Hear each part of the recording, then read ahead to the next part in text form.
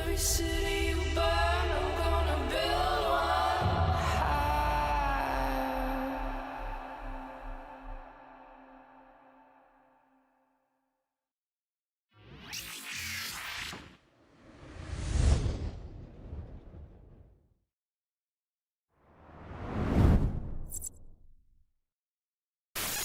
Greetings, fellow Empyreans. I am Ashtarothi, the voice of New Eden, and it is September 5th, YC127, and this is the Eve Universe Show! Welcome, welcome, welcome. Oh, that pegged a little bit. Oh, well. I'm trying to get my volume, my levels back to going. If my levels are bad for any reason, guys, please let me know. I did, obviously it's been a couple weeks since I've done stuff, and also been moving around a lot of stuff, and including letting my son borrow my mic, so I've had to reset up everything this morning. So if anything is wrong, just let me know, please, so that way I don't find out tomorrow. But how's it going, guys? It is September. It has been at least a couple of weeks before since the last time I streamed. It's good to be back. It's good to have things to talk about. We have the Legion major update, which I had been predicting was going to be in September, but I had predicted that my pup is in the other room, actually, but sometimes. But at any rate, I was expecting it towards the end of September. We're getting it at the beginning of September, so that's really awesome. That makes sense though, because we're also going to get Legion, the new Legion test later on, mid September, and a whole bunch of other stuff. So this is a big deal. Like, September is going to be a really busy time for us and Eve. I think with all of these new things coming out, the summer did end up being pretty quiet. Overall, unfortunately, Malak was correct, and the summer ended up not having any big hooplas happening. It is interesting. So we were talking about what is this in the background. This is from the Battle for Caldari Prime. So this is in the Luminaire system, which is the system that is the place where both the Gallente and the Caldari came from. I chose this as a site for a couple of reasons. One, it is Caldari Union Day. We will be looking at those packs and stuff a little bit later. But also, just a reminder, I haven't gone over the Gallente election stuff yet, but they also haven't had one yet. So turns out we got Silksong before democracy was restored to New Eden. I would not have put that on my bingo card, but that's where we're at right now. So, but either way, we do have a lot to cover today. How you guys been?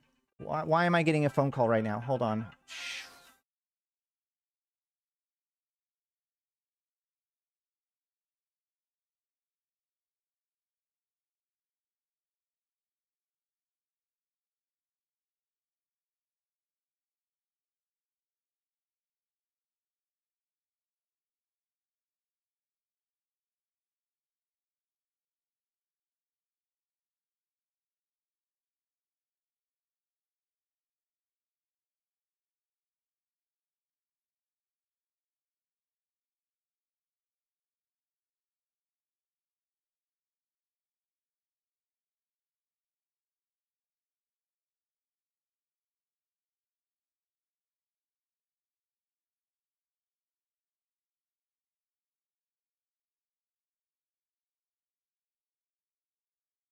All right, sorry about that. Yeah, so this week is my son's first week back to school. He was spending a lot of his time with his mom, and there was some thoughts that he was going to stay there for this year of school. But at the last minute, he decided to come back here, so we had to rejigger everything and bring him back here and have him go to the school here. But as part of that, there was no bus set up for him yet. Oh, hi. Hey, no, Zoe, I want to say hi. Come here. Aww. Yeah, she came out. We might see her down there, but she's mostly trying to get me to come hang out in bed with her. But either way, so yeah, so that was just a calling about his bus schedule for next week. So that's one of the reasons why things have been really chaotic here. But we do plan on being able to stream a lot more frequently now. Again, everything depends on him going to school and doing the right thing. But, you know, obviously we've got a lot to talk about from here on out. But let's go ahead and jump into some of this stuff. Hold on. Will the map be coming? So I think I have exciting news about that. First of all, before we jump into this too deeply, I just want to say on the outset that I feel like I'm being gaslit, like straight up. And hopefully you guys are going to be able to help me with this, because I feel like I'm taking crazy pills. So as soon as I saw this Legion gets a major update on the 9th of September, I was like, oh, thank God, we're finally getting the major update. I know what I'll do. I'll go and collect all of the things from the previous posts that they made when Legion was first coming out, and like all of the notes about the stuff that's coming later in Legion, like in the fall, or like in the major update or whatever. Because like I remember very distinctly in my mind commenting over and over and over again about how Legion felt incomplete, and how like so much of it was talking about what is going to be coming later in the Legion update and blah, blah, blah. Like we talked about Revenant update, and how the Revenant update at first did not feel like it was about the Drifters, but then by the end of the Revenant update, it did feel like it was about the Drifters. And so maybe we can give them a chance. And like all these things that they're talking about is coming for the major update. That's fine. That's part of Legion 2, right? I remember having this conversation with you guys over and over and over again. I remember even during the patch notes commenting about like patch notes should only be for things that are coming right now. And I was commenting about how much of the patch notes for Legion's release was about things that were coming later in the expansion. And now some of those things have come, like the little thing stuff, and some core project stuff, and you know whatnot, and even some of the ESI stuff. But like I went back and tried to scour through all the stuff about like stuff that was slated to be, because I wanted to be able to come to you guys and be like, this is everything that I expect to come in the major update, right? And when I went through it all of the posts from that time, even like skimming through the videos and stuff, I find I remember a fucking picture of like, this is what's coming in Legion, this is what's coming after Legion, including the Revenant or the Legion major update.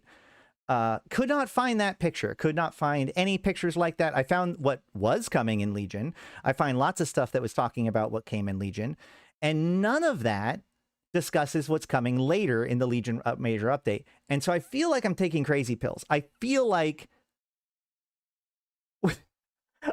we should know a lot more about what's coming out in the Legion major update, because they said that certain things were and weren't coming.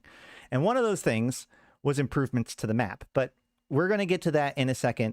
I'm sorry that I don't have a better list of like everything that I expect to come in the Legion major update. I was expecting that, but like I said, couldn't find evidence of it. It was gone. I even Wayback Machine stuff, because I was like, did they change the text?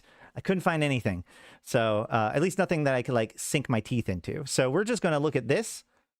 Yes. Well, Dotland map, I don't know if they ever suggested that that was coming in the Legion major update, though. There was a lot of things that they specifically said was coming in the major update, and now I can't find evidence of any of it. So here we are. Legion gets a major update on the 9th of September. Let's actually take one more step back before we get too deep into this and explain kind of what's going on. So have I looked at this? I watched the Legion keynote, and I watched the EVE Online keynote. There's probably more stuff elsewhere, but well, hold on. Either way, we're going to talk about this. I'm pretty sure they didn't promise a timeline on the Dotland style map, but they were working on it, and they want to add in more stuff, right? But either way. So that's just where we're at. And so we're going to look at this stuff, and we're going to talk about this stuff. I do think that there's a pretty strong clue that there's at least some sort of significant update to the map coming, but we'll get into that in a second. So this is the post about the major update. So basically, EVE Online has done releases in different ways over time, right? The vast majority of EVE Online's life cycle, they have done 2 free expansions a year, one in the spring, one in the fall, winter, right? And then in like Seagull's era, so like around 2014, 2015, they transitioned to having like updates like more regularly. I think it was every 10 weeks. So they like got rid of expansions and started just doing these like extremely regular updates. And then later on with like invasions in 2010, 2019, 2020, they changed to what's called the quadrant system, where there was 4 releases a year, right? 1 per quadrant. And then they kind of let that slip, and you know, during the scarcity era, things were a lot more loosey-goosey. And then finally, towards the end of the scarcity era, they announced that they were coming back with expansions again. And so they went back to 2 expansions a year, with Uprising being the first one. And that was extremely successful. Like, expansions are very useful for a company, for a game like this, because it allows them to do branding, advertising, theming, etc., as opposed to lots of smaller releases. But the thing is that, like, in the end, these are all kind of the same thing, right? Like, quadrants are just 4 releases instead of 2. And so when they transferred back to expansions, they noted that, like, when an expansion comes out, that's usually not the whole thing. There's like other pieces of the expansion that comes out during the expansion. And so starting with Revenant, they started this idea that there's the expansion, which is the big release, and then there's a major update that comes midway through the expansion. So this is kind of a cheesy way of, like, getting back to quadrants. So now there's 4 significant releases a year, each of the 2 expansions, and each of those 2 expansions major update. So that is what this is. You could argue that this is supposed to be effectively the second half of Legion, with the expansion, the original expansion, being the first half of Legion. This is important because, as I was just talking about, a lot of Legion felt like it was incomplete. It was the beginnings of pieces. It was not like the major pieces. And there is also this really curious thing about, they talked about Gold Rush. Hold on. Wait a minute. No. God damn it. There's a chart somewhere that says the word Gold Rush on it from one of the trailer, or from one of the keynotes or something. And I can't fucking find it now. It's frustrating me. But if somebody can find it, please DM me and I'll give you a skill injector. Any rate, I'm not even joking. So, first person too. I'm not going to give it to 50 people. So, any rate, the point is that this is going to be probably a pretty significant update, and there's a lot of things that we've been waiting on, and we don't have that much information yet. But we do know that it is coming on the 9th of September, which is in next week, basically, according to this time period. So maybe we'll get more information on Monday, but this is like, it's Tuesday, right? Yeah, next Tuesday is going to be this update. All right. So, Capsuleers, on 9 September, a major update for Legion is coming, directly reflecting the incredible feedback and ideas received from Capsuleers on the Council of Stellar Management, as well as observations from Capsuleer activity across New Eden. According to EVE's game design director, Sispi Okami, quote, "These changes are about more than balance. They're about breathing new life into the battlefield. This update creates more rooms for Capsuleers to experiment, adapt, and explore. That is when EVE is at its best." Among the exciting adjustments coming are ship and module balance changes that are poised to crack open the meta and encourage fresh strategies. One of the things that they do talk a little bit about this, but like one of the things that they did mention that they're going to be focusing on more for later Legion and the Legion Major expansion that I was able to find is, like, the biggest thing is they talked about the capital escalation path, right? So I would expect possibly some stuff about capitals, although capitals have seen very much like a heyday in the last few months. Lots and lots of dread brawls in low sec, lots of big fights in null sec. It's actually been a pretty decent time for CCP when it comes to things like dreads and stuff. But either way, underutilized ships will surge back into relevance. Armor doctrines gain speed. So this is an interesting one. So armor and shields are the 2 major tank styles, obviously, and each of them have their own kind of drawback. In general, shields have the drawback of increasing your signature radius, therefore making you easier to hit by making your shields bigger, basically. And armor slows you down, right? Plates, rigs, etc. And so the idea that armor gains speed, like armor has difficulty going fast, but the advantage to that is because they have that smaller sig radius, they get a lot of advantage from going fast, because if you're fast and small, you're really hard to hit. So this could be a really interesting way of improving armor doctrines. And that's, of course, also like anything involving the actual mods and stuff is going to favor plates over reps, because plates are the things that adds the mass, not reps. But either way, it could be very interesting.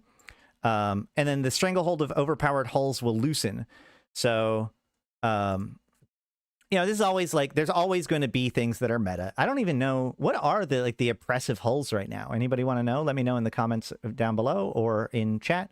What do you think is the overpowered hulls that are going to be weakened? This could be good speed but poor inertia. Maybe. Goodbye Ferox navies. Okay, yeah, Ferox navies are pretty nasty. Cerberuses? Are Cerberuses a big deal right now? I don't know. Either way, to learn more about some of the biggest changes coming with the major update, make sure to tune into the Alliance Tournament 21 this weekend on CCP TV, where CCP Kestrel will dive into some of the details. We are going to be watching that on stream. Or sorry, we're going to be watching that in the Discord. Make sure to join the Discord if you're interested. Link is in chat. But we'll be watching that in like a watch together, so that way I can add commentary and all that stuff, and we're really interested in what Setonia has to say, because that's going to affect markets and stuff like that. Don't worry, there's always going to be good ships for alphas. Okay, so by the way, the Alliance tournament was last weekend too. This is the feeders, so there's 2 weekends of feeders, last weekend and this weekend. And then there's going to be 1 weekend of the real AT in October. We'll probably talk a little bit about the AT a little bit later, but the feeders this year, I think were really good. We had there's a lot of good time, a lot of really good fights, and a lot of really good piloting. This Bargus that gets booped out of the arena as it's trying to boosh away from the fleet by ironically enough, a Ferox Navy issue. Yeah, the Alliance tournament, if you guys don't check it out, you probably should, especially since, you know, there are like Twitch drops and stuff that you get for watching streams, of course. But, you know, I can just recommend that. And then, of course, we're going to get information about balance changes, and balance changes will affect the market. So, you know, enjoy that. Exploration grows deeper with fresh connections in wormhole systems and richer opportunities in Pochfin. So, they have actually been doing a lot of fixes to exploration. And we're going to use fixes in quotes, because exploration has been one of those things that we've kind of seen play out, a concept that I have had for a while now, which is the problem with CCP fixing an aspect of the game is that, like, because of the way that it is, where it's player-based economy, and it's also often these things are in dangerous areas, and people are, or more importantly, people are contending over the resources. There's a lot of things that are the way they are and are functional because they're not popular, right? Like, so a good example of this was the Drifter Crisis. The Drifter Crisis sites, like, if you wanted to put together a fleet and go and do the Drifter Crisis sites, you didn't really have to worry about, like, stepping on too many people or fighting with other groups in order to run the sites. Like, during incursions or invasions, you know, every once in a while you would run into another group and have to, like, figure out how to, you know, split sites so that way you're not constantly stepping on each other. But overall, you know, when there's only 2 or 3 groups active within the area, or in New Eden doing that content at any given time, it's not that hard. But then when, say, CCP starts giving people points for participating, regardless of how many people are in the site, suddenly there's 70 people in every site running all of the sites. And that's a cool social experience. Like, there's a lot of cool interactions that came from that. But for the people that are trying to run the sites legitimately, it's basically gone. Like, that content is unavailable to them because it became too popular. And we saw a lot of this happen with Explorers this time, where, so they made some changes to make ghost sites a lot more accessible. And also they made the new exploration location, like, array that spawns exploration sites in nullsec. And those two things did make exploration a lot more popular. But as an effect of that, the value of the things that you got from exploration began to collapse, especially the things that, like, the ghost site stuff that was, like, it was valuable because it was so rare. It was so rare because so few people were doing it. with people being able to feel like they could do it more safely, more people were doing it, more of them were being generated. The value of those things, because those doodads are used to build like capitals and super capitals. And so, you know, if suddenly the number of those doodads that are being acquired triples, they're not tripling the number of super capitals being produced. So the value of those parts just falls apart because they had value because they were rare. They became too popular. There's too many of them. So now the economy collapses. And so anytime that they're adding new exploration sites, because everything that value that comes from exploration, almost everything of value that comes from exploration, are based on the player market, they destroy, like something being popular. This is true about faction warfare too. God, flies. All right. But what's interesting about that is like one of the solutions of this is that in Pochfin, the exploration sites now give red loot, which can just be turned in to NPCs. So like Pochfin sites are always going to be valuable no matter who wants it or whatever, because you can just sell the red loot, and that's pretty cool. So any rate, the point is that exploration grows deeper with fresh connections in wormhole systems. This is an interesting one. Likely, this could mean new ways of like new wandering connections, right? An increase in wandering connections. It could be a change to statics, but it sounds to me like this is a change in the way that like wandering wormholes work. I have no idea how big or how small this change could be. It could be foundational. It could just be an increasing of the pool of the number of like types of wormholes that can spawn, et cetera, et cetera. They did put in a new wormhole type and then nobody found it. And they have been experimenting with new wormhole types. Like, for instance, there's been a lot of experiments with reverse statics, where a system will always have a wormhole that leads to it instead of leading away from it. This is true in Pochfin. It's true in Turner, I think. And so this, you know, but it's not true in anywhere in wormhole space. So who knows? They could potentially play into that. And then richer opportunities in Pochfin. Like I said, they did revamp the exploration sites in Pochfin, but it's still pretty rudimentary. And there's a lot of potential in Pochfin exploration. So this is interesting overall. And there's stuff about wormholes later on too. So, but let's keep going. Meanwhile, freelance pilots now find daring new opportunities, including the order to destroy another capsuleer. This is a big one because, like, so I think in freelance projects, you only had damage capsuleer, right? And so, like, there has been kind of the rise of the bounty system again.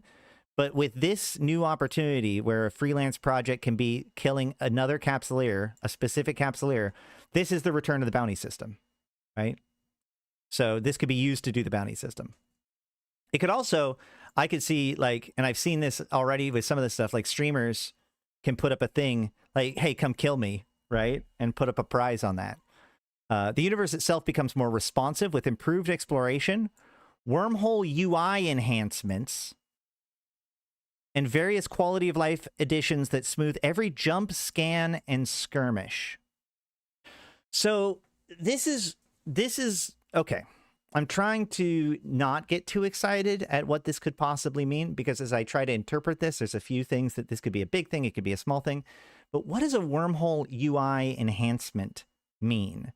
Yeah, Wizard, that's actually so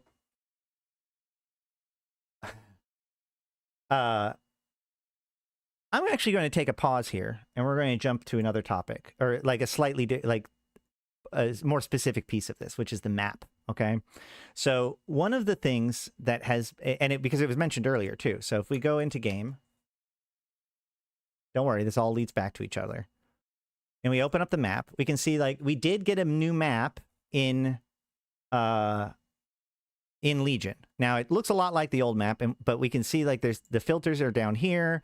It's a little bit more sophisticated. There's a couple of other new tricks in all of this. The wormhole UI is color, size, and wobble of the wormhole, and it'll show you where it leads.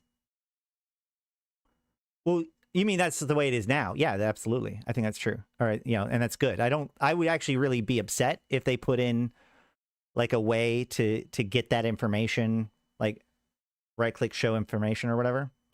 Oh.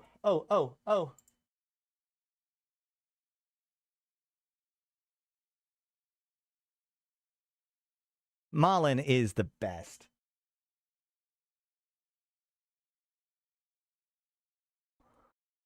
All right, here we go. So we've got major update is corpse skins. Hell yeah, but there's no mention of that. Capital escalations, which I mentioned. War engines, which we have no idea what that would mean. Gold rush, which again, we don't have any mention about that. Alliance projects, which again, alliance projects are just the ability to add ACLs to projects, both freelance and potentially corp. And then ESI improvements. So, okay. So the one major thing that we do know is the corpse skins and stuff. But, oh shit, I'm not even showing it. I'm not even showing it. There it is. So, interesting. Either way, where's my gold rush? All right, so the new map is cool, but this was mostly just a replacement of the old map, moving things around. But they did show during the FanFest presentations a whole bunch of new improvements, and that kind of comes into two different scopes. One is, hold on. Now that I've said that, let's go ahead and just... You pulled that up, and that's great. But there's also the one about the map. Updates and reveals, online 5, expansion reveal, corporation projects, ESI, thing. Must be the Legion update. Hold on.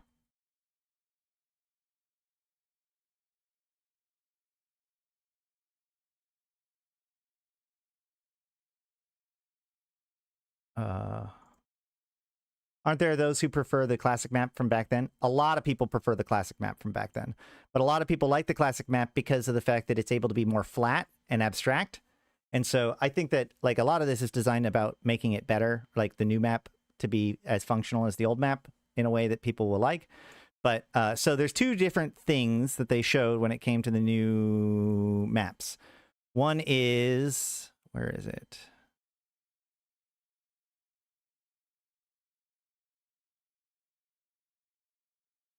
Really? Hold on. Really? Hold on. I swear to God. What are you doing?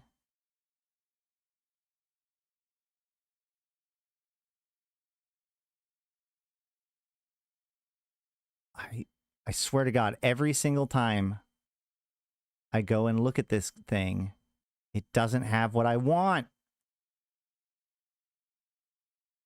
Ah, hold on. Hold on. Okay, so this is the first one, which is they talked about a Dotland style map. So you can see it in this layout. This is the big one that everybody's super, super excited about. And that's great. But then they also showed this.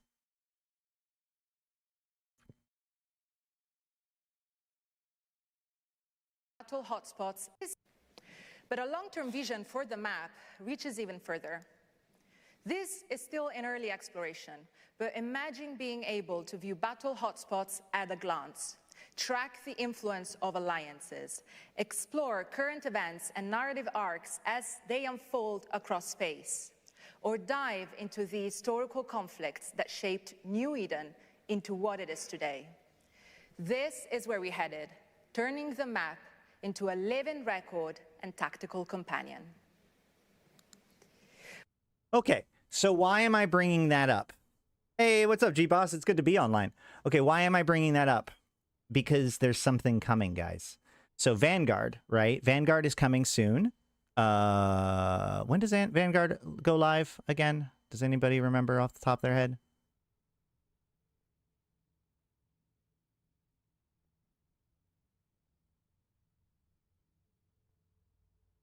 Do they talk about it?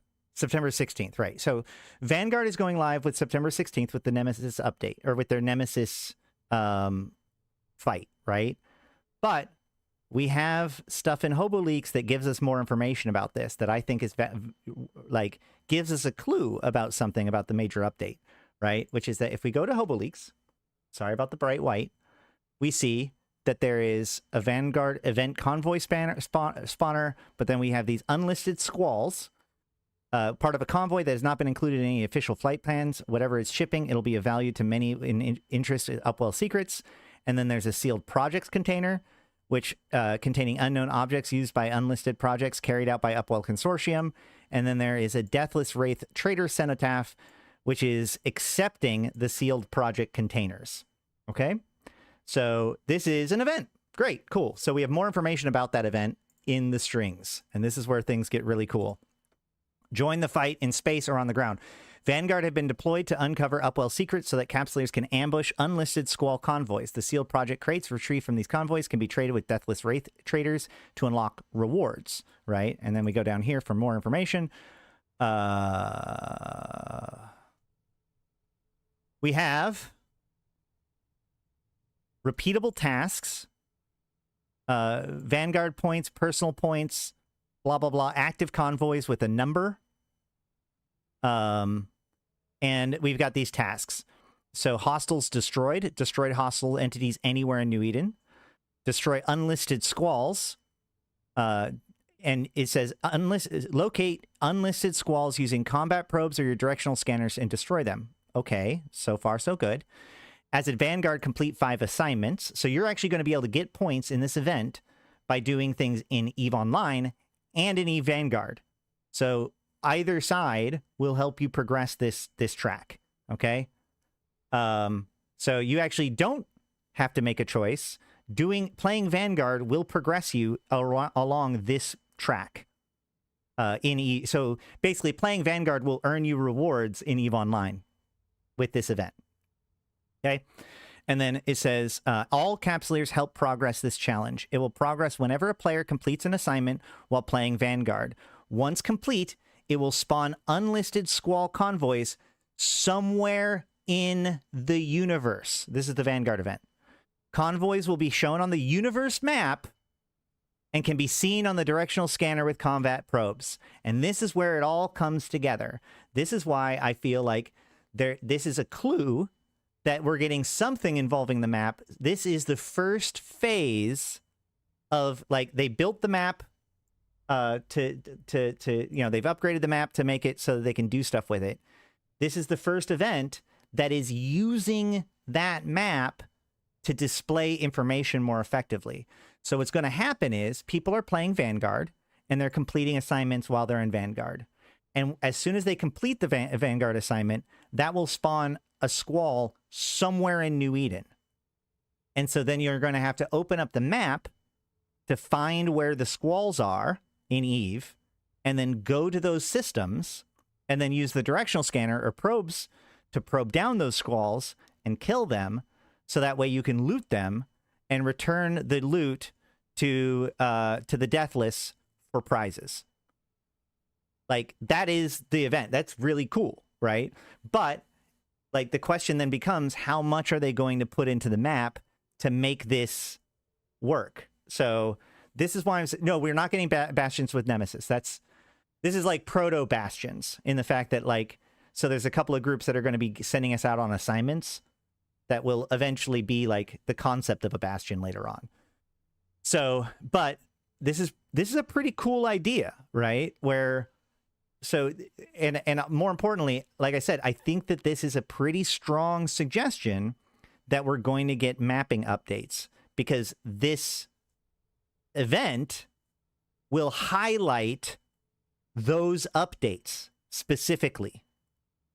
It's not necessarily alpha testing the Bastion tech. Think about it this way. Like, the Bastion is a context for things, right?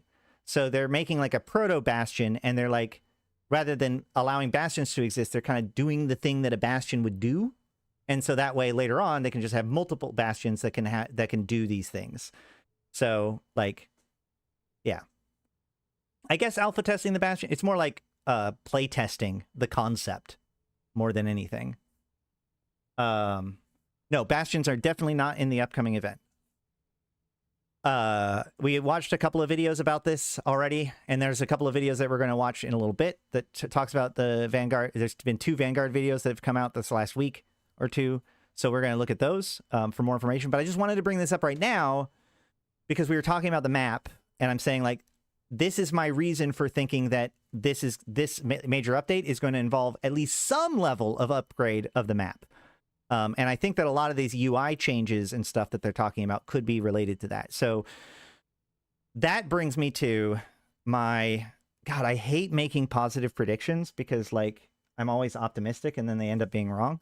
But so wormhole UI enhancements plus changes that involve updating the map plus quality of life additions for every jump, scan, and skirmish suggests to me that they could be working on a way of communicating information better when it comes to things like things scanned down, wormhole connections, etc. So like wormholers use things like tripwire or shit, I can't remember the new one anymore. But like, so if they're going to make a Dotland style map or whatever, like what if they can make it so that you can visualize your bookmarks or visualize your wormholes or visualize, you know, that kind of stuff on the maps or whatever, and communicate that within your own group. That's what I, Wanderer, thank you. That's what I hope that they mean by this, that increased UI enhancements for wormhole space would basically be integrating like a Wanderer type situation into Eve, or even like a better integration of bookmarks into like our understanding of the world with things like mapping and stuff like that. So not sure 100%, but that could be really good. Wormhole, other than that, I'm not sure what a wormhole UI enhancement could be. I have some concerns, you know, like it was pointed out, there's a lot of details about wormholes that can be detected by visually examining them. And I think that is a skill that it would be unfortunate if some of that information was moved into like the description, like the show info or something like that. Like if the show info told you what region it came to, or that it was wobbly or whatever, like, I wouldn't really be happy about that. But let's hope that it's more about mapping and bookmark management, because I think that that's going to be far more relevant, especially to this idea of overall exploration. Like what if the map kept track of your exploration project, right? Like what if your whole, you know, you use a filament to go out into nullsec, you use the map in order to navigate around, but what if like the map keeps track of your entire like session and shows you everywhere you've gone already or something like that during that session live, plus other stuff. Like there's a lot they could do to make this really pretty, and there's some hints that that's what they're playing with, but I don't have anything solid yet. But this is coming supposedly on Tuesday, so we're going to get much more information about it. So this is an update forged from capsular feedback and battlefield data alike, designed to give you more choice, more creativity, and more reasons to fight. New Eden belongs to those who adapt. Will you rise to the channel? Giving the lifetime stability as an overview, pips, so you don't have to show info would be nice too. I mean, it could be, yeah. Or like, yeah, there's a lot of little things that they could do. We could brainstorm 50 different things that could be better UI. Or better information, but most of it has to do with information retention, browsing, or sharing, right? I can't wait to set boots on the ground on the 16th of September and play around as a Vanguard workload. I can't like this update to Vanguard is going to be pretty cool. Like we've got the new weapon systems, we've got new procedurally generated maps, we've got like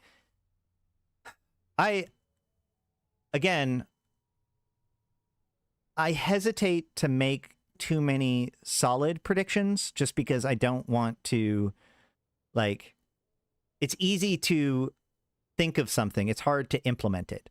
So I kind of want to be able to enjoy what they actually end up coming out with. And right now we don't have a whole bunch of information, but the potential for this especially this next month, you know, the next 3 weeks of Eve is kind of through the roof.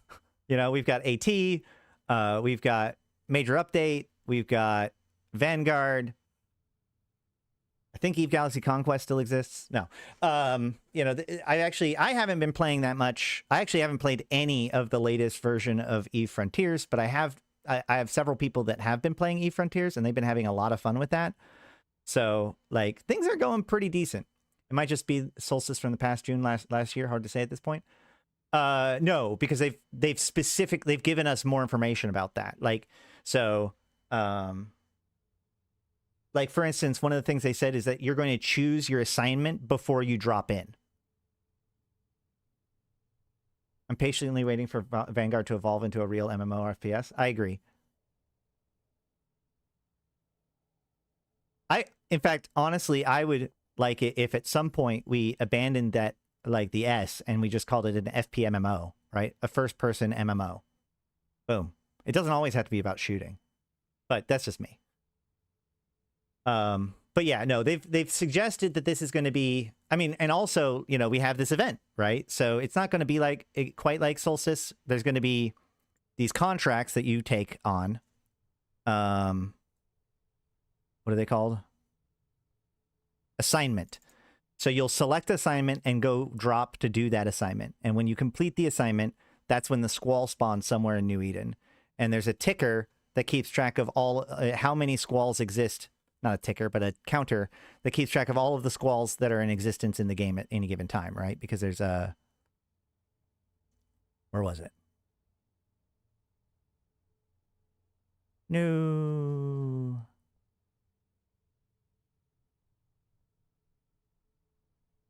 Really?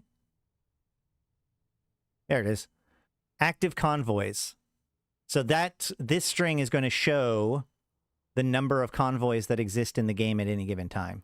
And so there's going to be individual points, your personal points, but then there's Vanguard points, which is like overall completion of the objectives. So it's going to be a lot more sophisticated than Solstice, I think. But they also said one of the things about the Vanguard update is that it is focused on, like, one of the advantages is the procedural generation stuff. So they're able to make a lot more and a lot more complicated maps. I like that CCP is taking their time cooking a game for all this time since Project Nova and Vegas in 2018. Honestly, the real MMO FPS would be realized if there's content like PlanetSide 2. Yeah, and like, how CCP has handled this whole thing is pretty... I don't know. I think I'll wait till a little bit longer to give too much. I've talked about the history of their FPSs and stuff. Project Nova was very limited in scope, and people ended up not really liking it. And like, yeah, things like PlanetSide 2, but more importantly, Destiny 2 really kind of inspired CCP to go back to the drawing board. And I think it is very interesting how much they focus on Vanguard not just being an extraction shooter, not just being another shooter or whatever, but like trying to break it out of that. Now they've struggled because like it naturally lends itself to being a good extraction shooter. So now they have to kind of get outside of that bounds, but that's what they're working on. Before Vanguard, CCP was working on a Destiny clone, so I hope the DNA shows up in the game. Well, the Destiny clone evolved into Vanguard.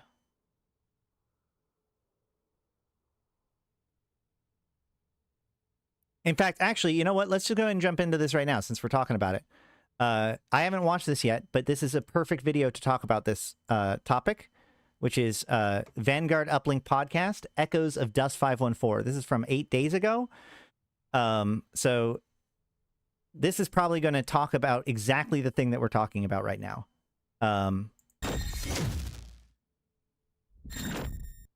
Well, so this video is going to be pretty interesting. This is one of the main guys in Eve Vanguard, right? So this is, if there's somebody talking about Eve Vanguard, it's usually this dude here. This guy right here is somebody that we talk about a lot. This is CCP Rattati. CCP Rattati gets a lot of hate from the player base because he's often the bearer of bad news. He was the guy who, like, basically... He was the guy who was kind of most associated with scarcity. He's the ecosystem developer, or like lead designer for EVE Online. And so like there's a lot of hate on him because he's the guy that causes problems for players, but like does the hard things that make the game better. However, one of the things I don't talk about much, just because of how much hate he gets, is the fact that like he came from Dust 514. In fact, so he was the lead dude for Project Nova. And then when Project Nova got canceled, or redone. He was the one that even mentioned that they had pulled it back to the drawing board to add more MMO-like components into it, and like likened it to Destiny 2. So this is going to be an interesting talk because, like I said, we might think of him as a main EVE Online guy, but he was intimately tied. Well, no, but I think he worked on Legion before it became announced for a little while, but he was moved over to EVE pretty shortly after Nova transitioned into what would then become Legion. So he's been with us for a little while on the EVE side of things. But my point is that like this, specifically talking about Dust 514 with him here, I think is going to be a really interesting chat. So let's go ahead and jump into it. I am going to speed it up a little bit just so that we can get through it a little bit faster. Welcome. We are counting down. Oh yeah. He was on Project Legion. I'm pretty sure he played. I mean, we'll find out from him. But I'm pretty sure he was even working on Dust 514. Monty, joined by CCP Rotati and CCP Collins. Hello. Is that a new short? That is fresh on, just for this podcast. When are we getting the Vanguard Collins themed Hawaiian shirt? I've been lobbying for one for a very long time. Maybe next Fan Fest if we're lucky. So, I know some people, and I'm pretty sure if we get enough pressure, like community pressure. Oh, okay. So it's them. You get to choose. I mean, they're enablers. Yeah. I want to be enabled. I want to wear a... Yeah. I have a design in mind. Oh. Perfect design. I did turn it up a little bit. Does it need to be up more? Shirt with his kids' faces. Mm-hmm. Really, just gauche. Really terrible colors and everything. We could do that with the VIPs. The dust helmets. Oh. Like. Oh, okay. We use them with Discord. We use them all the time. We make the pants with the VIP faces. Yeah. Full one. It's not even a shirt anymore. It's just a one piece. A Vanguard Mankini. Yeah. Tickets to FanFest are on sale. That's why. And if Collins, no, that's not a picture I want to have in my head right now. And that's why we are here to talk about something we won't be able to do anything though. It's just CCP Collins in a Mankini. That's the only thing. So, Ratati, were there a lot of Mankinis in Dust? No. But the reason we're here, and I'm just going to be very honest here. I'm really interested, and I was looking forward to doing this podcast because one of probably the second most asked questions we get as CCPers when walking in stations is bring back Dust. I wasn't around playing console shooters when Dust was out. My mom probably wouldn't allow me to use it enough or something. No, I'm kidding. By the way, for those of you who don't know, we'll just talk about this for just a second. Dust 514 was a first-person shooter that came out by CCP. It was exclusive on the PlayStation 3, and it was integrated with EVE Online, so that people from EVE Online could orbital bombard places from space. And in fact, let me show you this trailer really quick. This is like kind of the highlight. This is the highest point of Dust 514, which is, again, so if we actually go into game, this site here is the battle for Caldari Prime, where basically, so during the Typhus Heth era in like 2008, 2009, Typhus Heth comes in with his Caldari forces and takes back Caldari Prime and drops a Titan in orbit of Caldari Prime. And then in 2012, the Gallente launched Operation Highlander, where they attacked and destroyed the Titan. And this happened as an event in both EVE Online and Dust 514 at the same time. So, real quick, that video.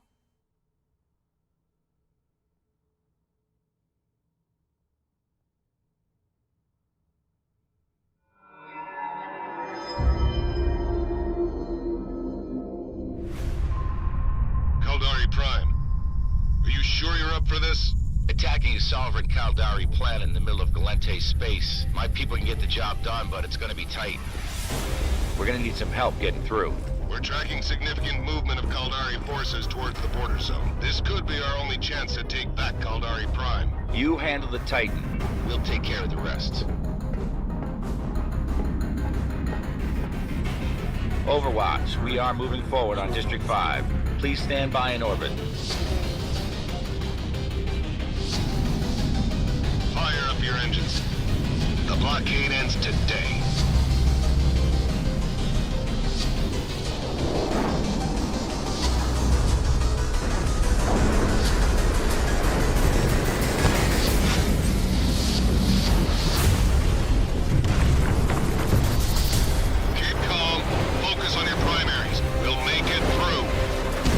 I don't know where you got your intel from, but we're getting slaughtered down here. We need that strike. It's no picnic up here either. We're working on it. Somebody light up that HAV. I'm through. Charlie, echo groups, keep them off me as long as you can.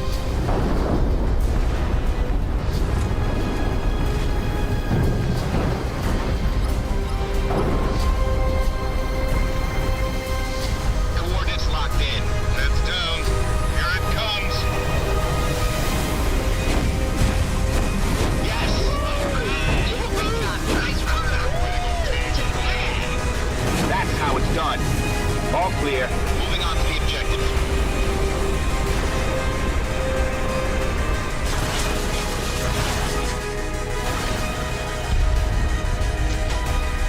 Overwatch. Planetary defenses have been knocked down. The Leviathan is taking critical damage. Won't be long now.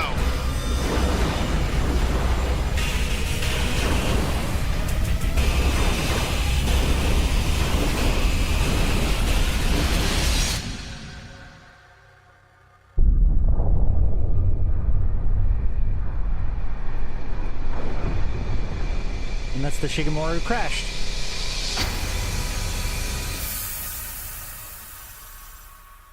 So that was 12 years ago.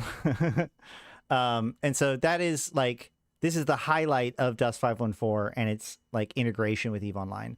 It was also integrated in Faction Warfare and a couple other places and in Molten Heath.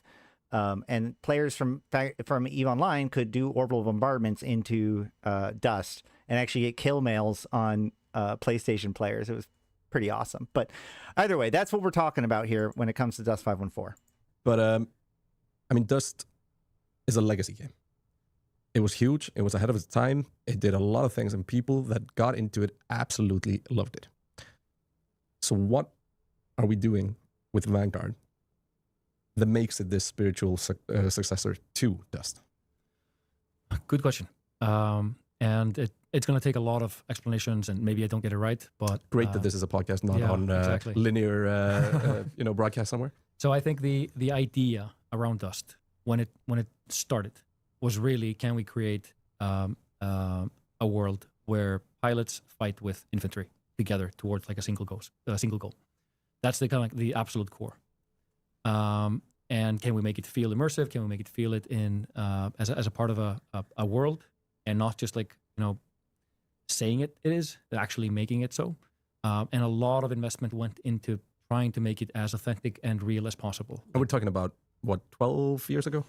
Yeah. So if you count when it started, I think in 2007 when I started, we already had prototypes investment in.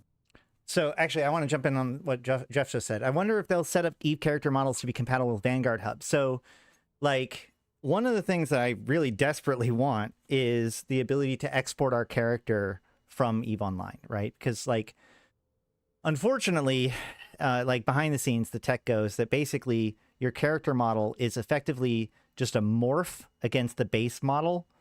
And so like that morph has to be applied in engine in order to make you look the way you're supposed to look.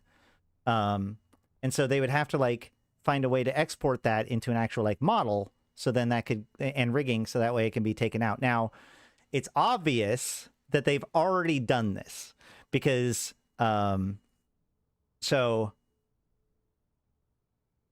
Vanguard is built in Unreal. And so a lot of the development of Vanguard and around Vanguard and all that stuff has been development in Unreal. EVE Online has its own proprietary engine.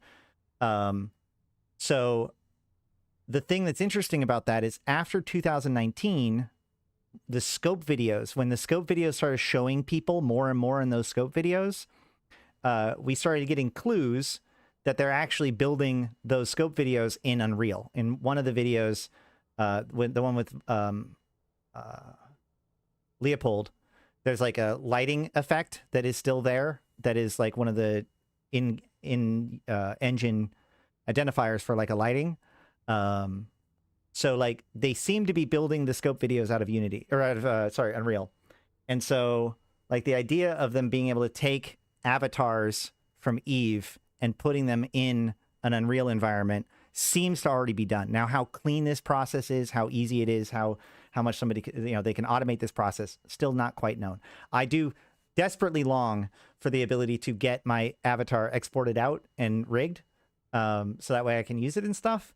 But so like it would be cool if this process made that happen. But also I think that it's just possible that we're just going to have a Vanguard clone that will be our walking around avatar. Because it like one of the things about Incarna was the fact that it's always been kind of weird that we ever get out of the capsule at all, right? It makes sense that a capsuleer would not spend too much time outside of the capsule and their protection of immortality. But as a Vanguard clone, you could. So, and they may at some point explain how like we're able to take our infomorph from a Eve clone to a Vanguard clone, right? Like, as Vanguard clones are just projected infomorphs into a system. So theoretically, we could hook up our infomorph into like the Fulcrum or another Bastion Nexus. We could then use that infomorph to control a Vanguard clone directly. And like they've talked about stuff like this, especially back in the day when they were doing walking stations, the idea of like using an away clone in order to like investigate sleeper sites and stuff. So like the theories are there, but there's a good chance that they'll just keep them as two separate things that you can hop between. But they are two different engines. So either way. To that game. So that's more than 20 years ago. So when the actual idea had started. And like how it came to be is a completely different story as well. We could go into that. But going on PlayStation, making it in China, these were all decisions just made at that time. You can question them now or have opinions on them. Those are just things that happened. No one could guess how technology would advance when the PlayStation 4 would come out, whatever. It was very ambitious. Let's just say that. But it was really all came about by just, can we make an awesome experience as an infantry person in New Eden? That's the core of it. A lot of the game makers were ex-DICE. They came from Battlefield 2142, actually, which explains a lot. But also some Eve devs, etc. So the DNA of the game is really hardcore, kind of conquest game mode, big vehicles, big guns, all that. Halo as well. So the devs were ex-Halo, ex-Battlefield 2142. Were you an Xbox He loves kid? Halo. No, but there was just something about Halo 3. It just that was all me and my friends. I with. never played Halo. I've never played a second of Halo. He was talking a lot about how much he loves Halo when they were talking about the new weapons that are coming on the next playtest. Wow. Mm-hmm.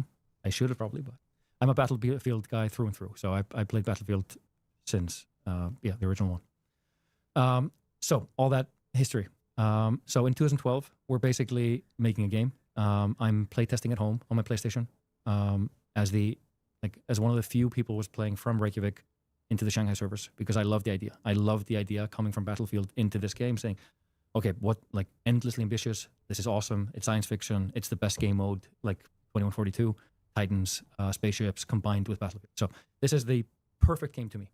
And I went through learning controllers to be able to play because I'd never touched a controller before I played Dust. So I'm playing at home and then basically just playing more, and we release and we go live. I just plugged my keyboard and mouse into my PlayStation. I don't know what his problem is. And all that, all that's history. But the game was basically incredibly ambitious and obviously full of issues. We had, let's say, a medium-sized team, I would say. We hadn't shipped an FPS before, and we were doing absolutely insane things on the PlayStation. So one of the first free-to-play games ever on the PlayStation. Multi-server, multiple PSN regions, single server connection to the Eve DQ server. We had the basically what's now. By the way, it being a free-to-play game is the reason why, one of the biggest reasons why it ended up being a PlayStation exclusive. It wasn't originally going to be a PlayStation exclusive, but Xbox Live, they make their money off of you buying things like from the game, right?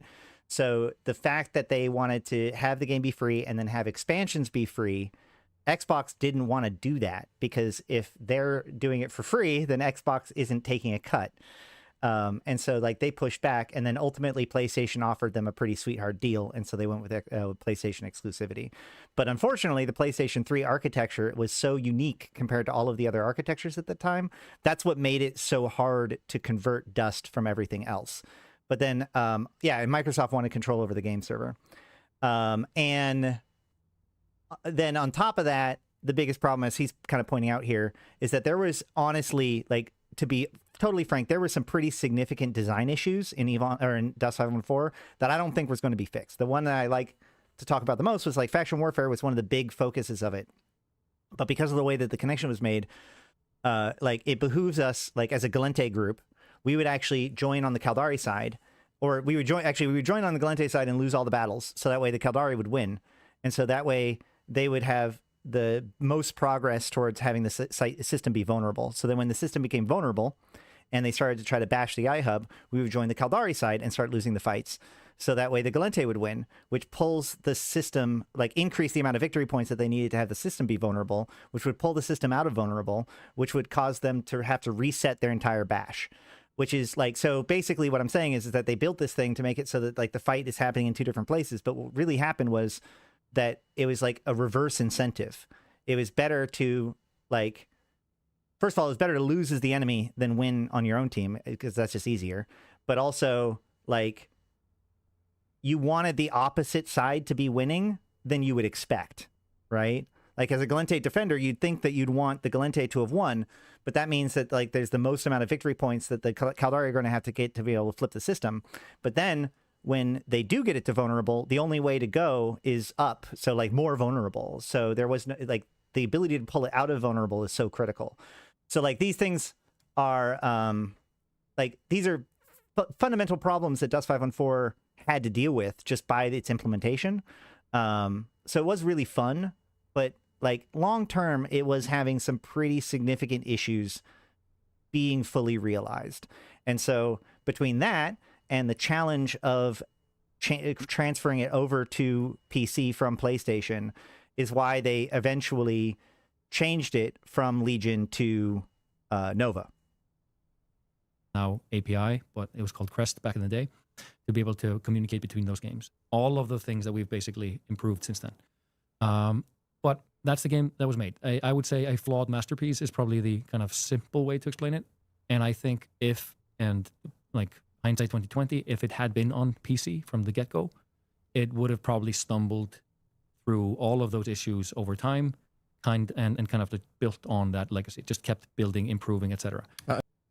Cassidy says, yeah, I don't know if this is a hot take on this, but I don't think anything on the ground should be tied to faction warfare directly. I disagree with that. And the reason why is because faction warfare... So, of all of the different ways of playing EVE, faction warfare is the most, like, I am buying into the lore, right? Because, like, by joining a faction warfare, you're like, I'm putting my effort behind one of the empires.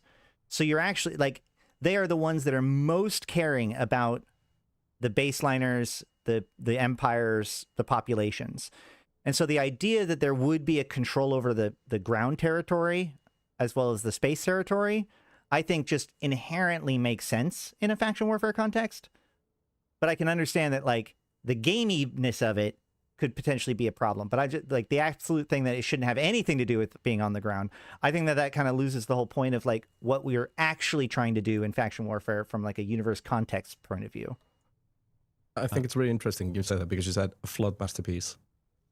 There's something, and this is very genuine. This is not some, I'm at CCP talk, but when I went to my first FanFest, especially as a CCPer, and people came to have these chats, and this is just last when Collins was on stage introducing us to, what's up ahead in Vanguard. People that were Dust players, they spoke about Dust in a different tone than would, like, just to a game that they played once. Mm-hmm. It is really true. So a lot of EVE players like to poo-poo the side projects of the side projects of CCP, right? They talk about the failed projects like Dust 514 and Gunjack and all that stuff. But the thing that they need to realize is that Dust 514 was profitable. Like they made money off of Dust 514 in the end, like not an insignificant amount either. And more importantly, players don't necessarily respect it, but like a lot of players came from Dust 514, realized that there was this bigger context, and then got into EVE Online from it. And the thing about that, those are some of the most aggressive, passionate, obsessed, active, loyal players in the game to this day. Because, you know, think about it. They got into it because they just saw some shooter on PlayStation, and then they became totally enraptured by this larger universe context that it's part of. And yeah, these are people that are way more into the lore than your average EVE player, way more into CCP, and like have held on. This Dust community has held on for over a decade. They are incredibly passionate. It was like they were Team Dust. Yeah. They wanted Dust. That was their FPS kind of. And I mean, it's what happens to EVE players if you get immersed in New Eden. And that's basically what we're giving them here, and what you guys were doing back in 2014 as well. Yeah, it basically became loyalists or evangelists, and most people have this game. Like some people talk about Zelda this way, or whatever, Ocarina of Time, or just like the game, the best game ever, if only it had, or whatever. So. Oh, I absolutely agree, Cassidy. I guess I meant I don't want faction warfare to be the only way to interact with the ground, and the only way the ground can interact with the greater universe. Absolutely, 1000% agree. Sure. I think that, like, there's one universe, there's one game, and like some people are on the ground, some people are in space, and I think that this is going to have a lot of implications in a lot of different places. Faction warfare with insurgencies was a big one, but they've clearly tied Vanguard to Skyhooks, which is currently an exclusively nullsec thing. So it's obvious that Vanguard is not going to just be only faction warfare. We actually, this industry has a lot of ways to tap into this nostalgia. Like you've seen Skyrim being like remastered like 1 billion times. Yeah, vanilla is no longer a flavor or a yeah. Exactly. So you're basically like, there's ways for people to tap into nostalgia sometimes if the attention and the audience is big enough to basically make it worthwhile. So I think we have this. Look, No Man's Sky just released a new update that allows you to have crew, like multiplayer ships, and be able to like fly around on your ship with autopilot without having to be in the captain's seat, and like airdrop out of space, you know, to go to the ground. And so like, let's get our act together. I want to be able to put up a PI colony and then jump into my Vanguard clone and go and walk around my PI colony. I don't even care if I can do anything with it. I definitely want to see it. And also, since it's an Unreal, let me do it in VR. Group of people who really love the game, who like miss it and would like to play it again. And I'm one of those people. I would love to be able to play Dust 1 and 4 again. But I also recognize that there were a lot of things that we could have done better or improved over time. And if it had been a live service game for like longer and we'd had more time, the last 1 year saw a lot of improvements, and or even 2 years on Dust. A lot of balancing, a lot of new things, but we were limited completely by technology at the time. We had evolved out of the Unreal Engine because we had modded the engine, so we couldn't take updates. So we were kind of locked in a version of Unreal that was kind of like dated, I would say. It didn't have nav mesh, so we couldn't add NPCs. So we had to make custom nav mesh. A lot of, again. Holy shit. Wait, that's why? Oh, that explains so fucking much. Wait, they worked with an Unreal version that didn't have nav mesh agents? That's wild. Okay, sorry.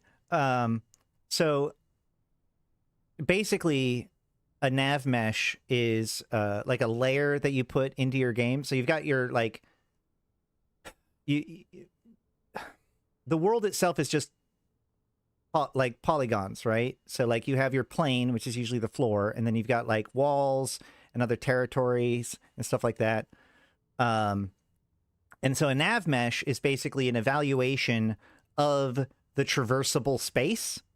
So that way the computer understands how things can move around.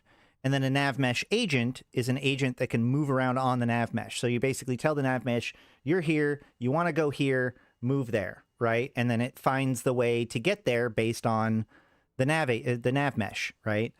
So I've given them criticism for not having a PvE situation with Dust 514 because it seems so obvious. But if they literally didn't have nav mesh agents in their technology stack, like that is, of course they couldn't. Of course they couldn't. Nobody could move. Like only players could move. That's ridiculous.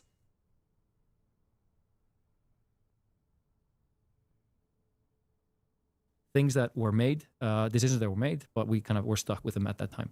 So we were basically in a box. We couldn't add more suits or more weapons because the PS3 didn't have enough memory to load it in. So we were basically in this.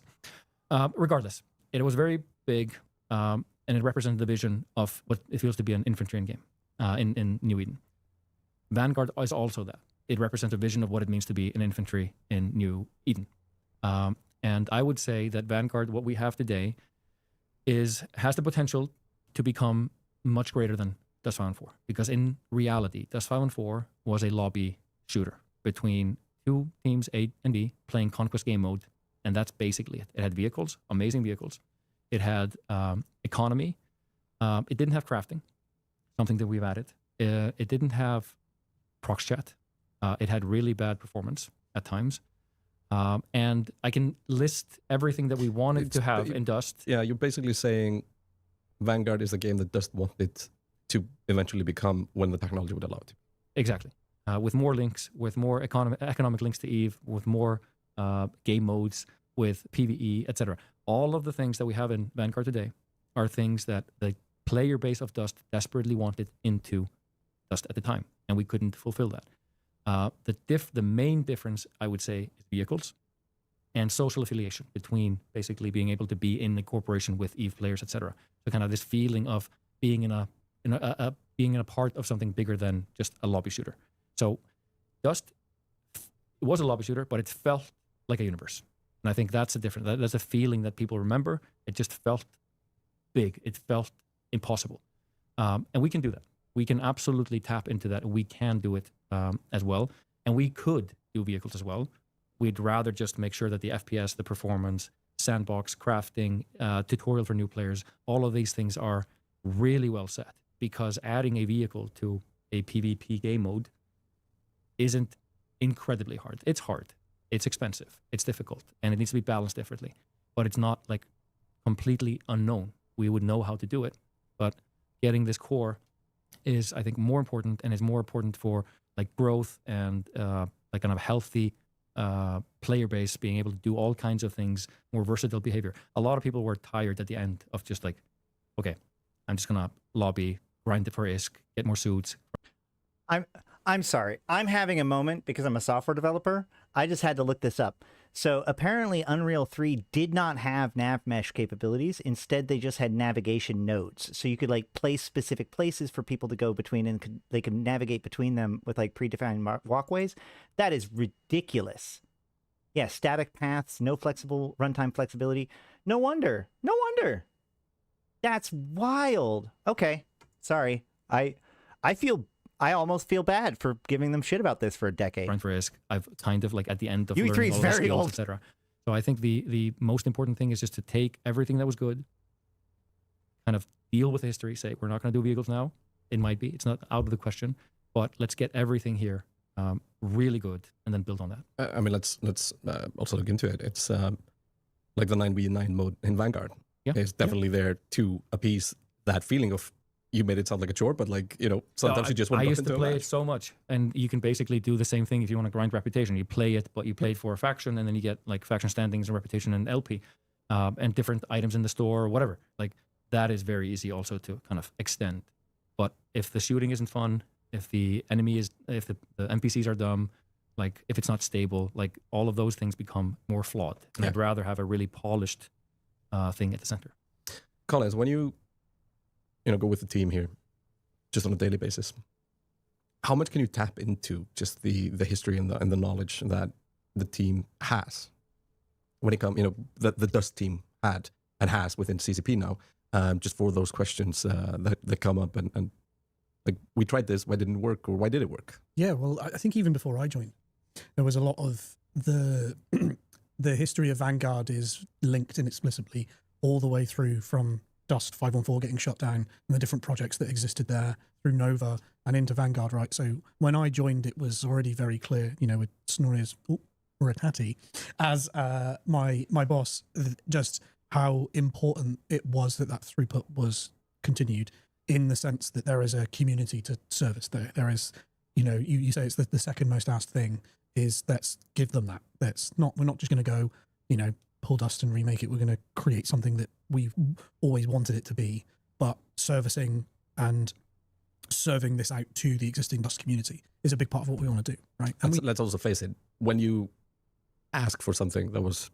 the greatest thing, 12, 15 years ago, you're probably not going to love it as much now, but you want that feeling. You want the evolution of that, basically. Yeah, it's like, and I tried CS 1.6 the other day. Yeah, vanilla, wow.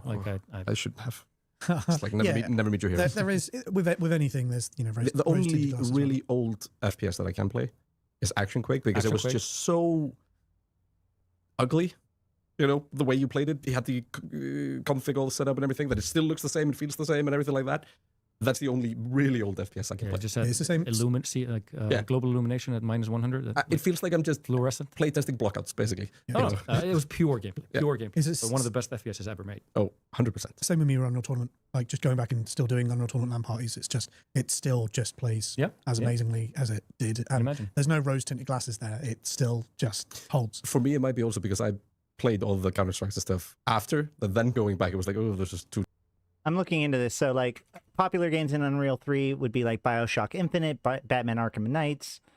But I mean, like, so you can theoretically, like, nav mesh is not the only way to do it. But the point is that, like, you can always build tools within the engine.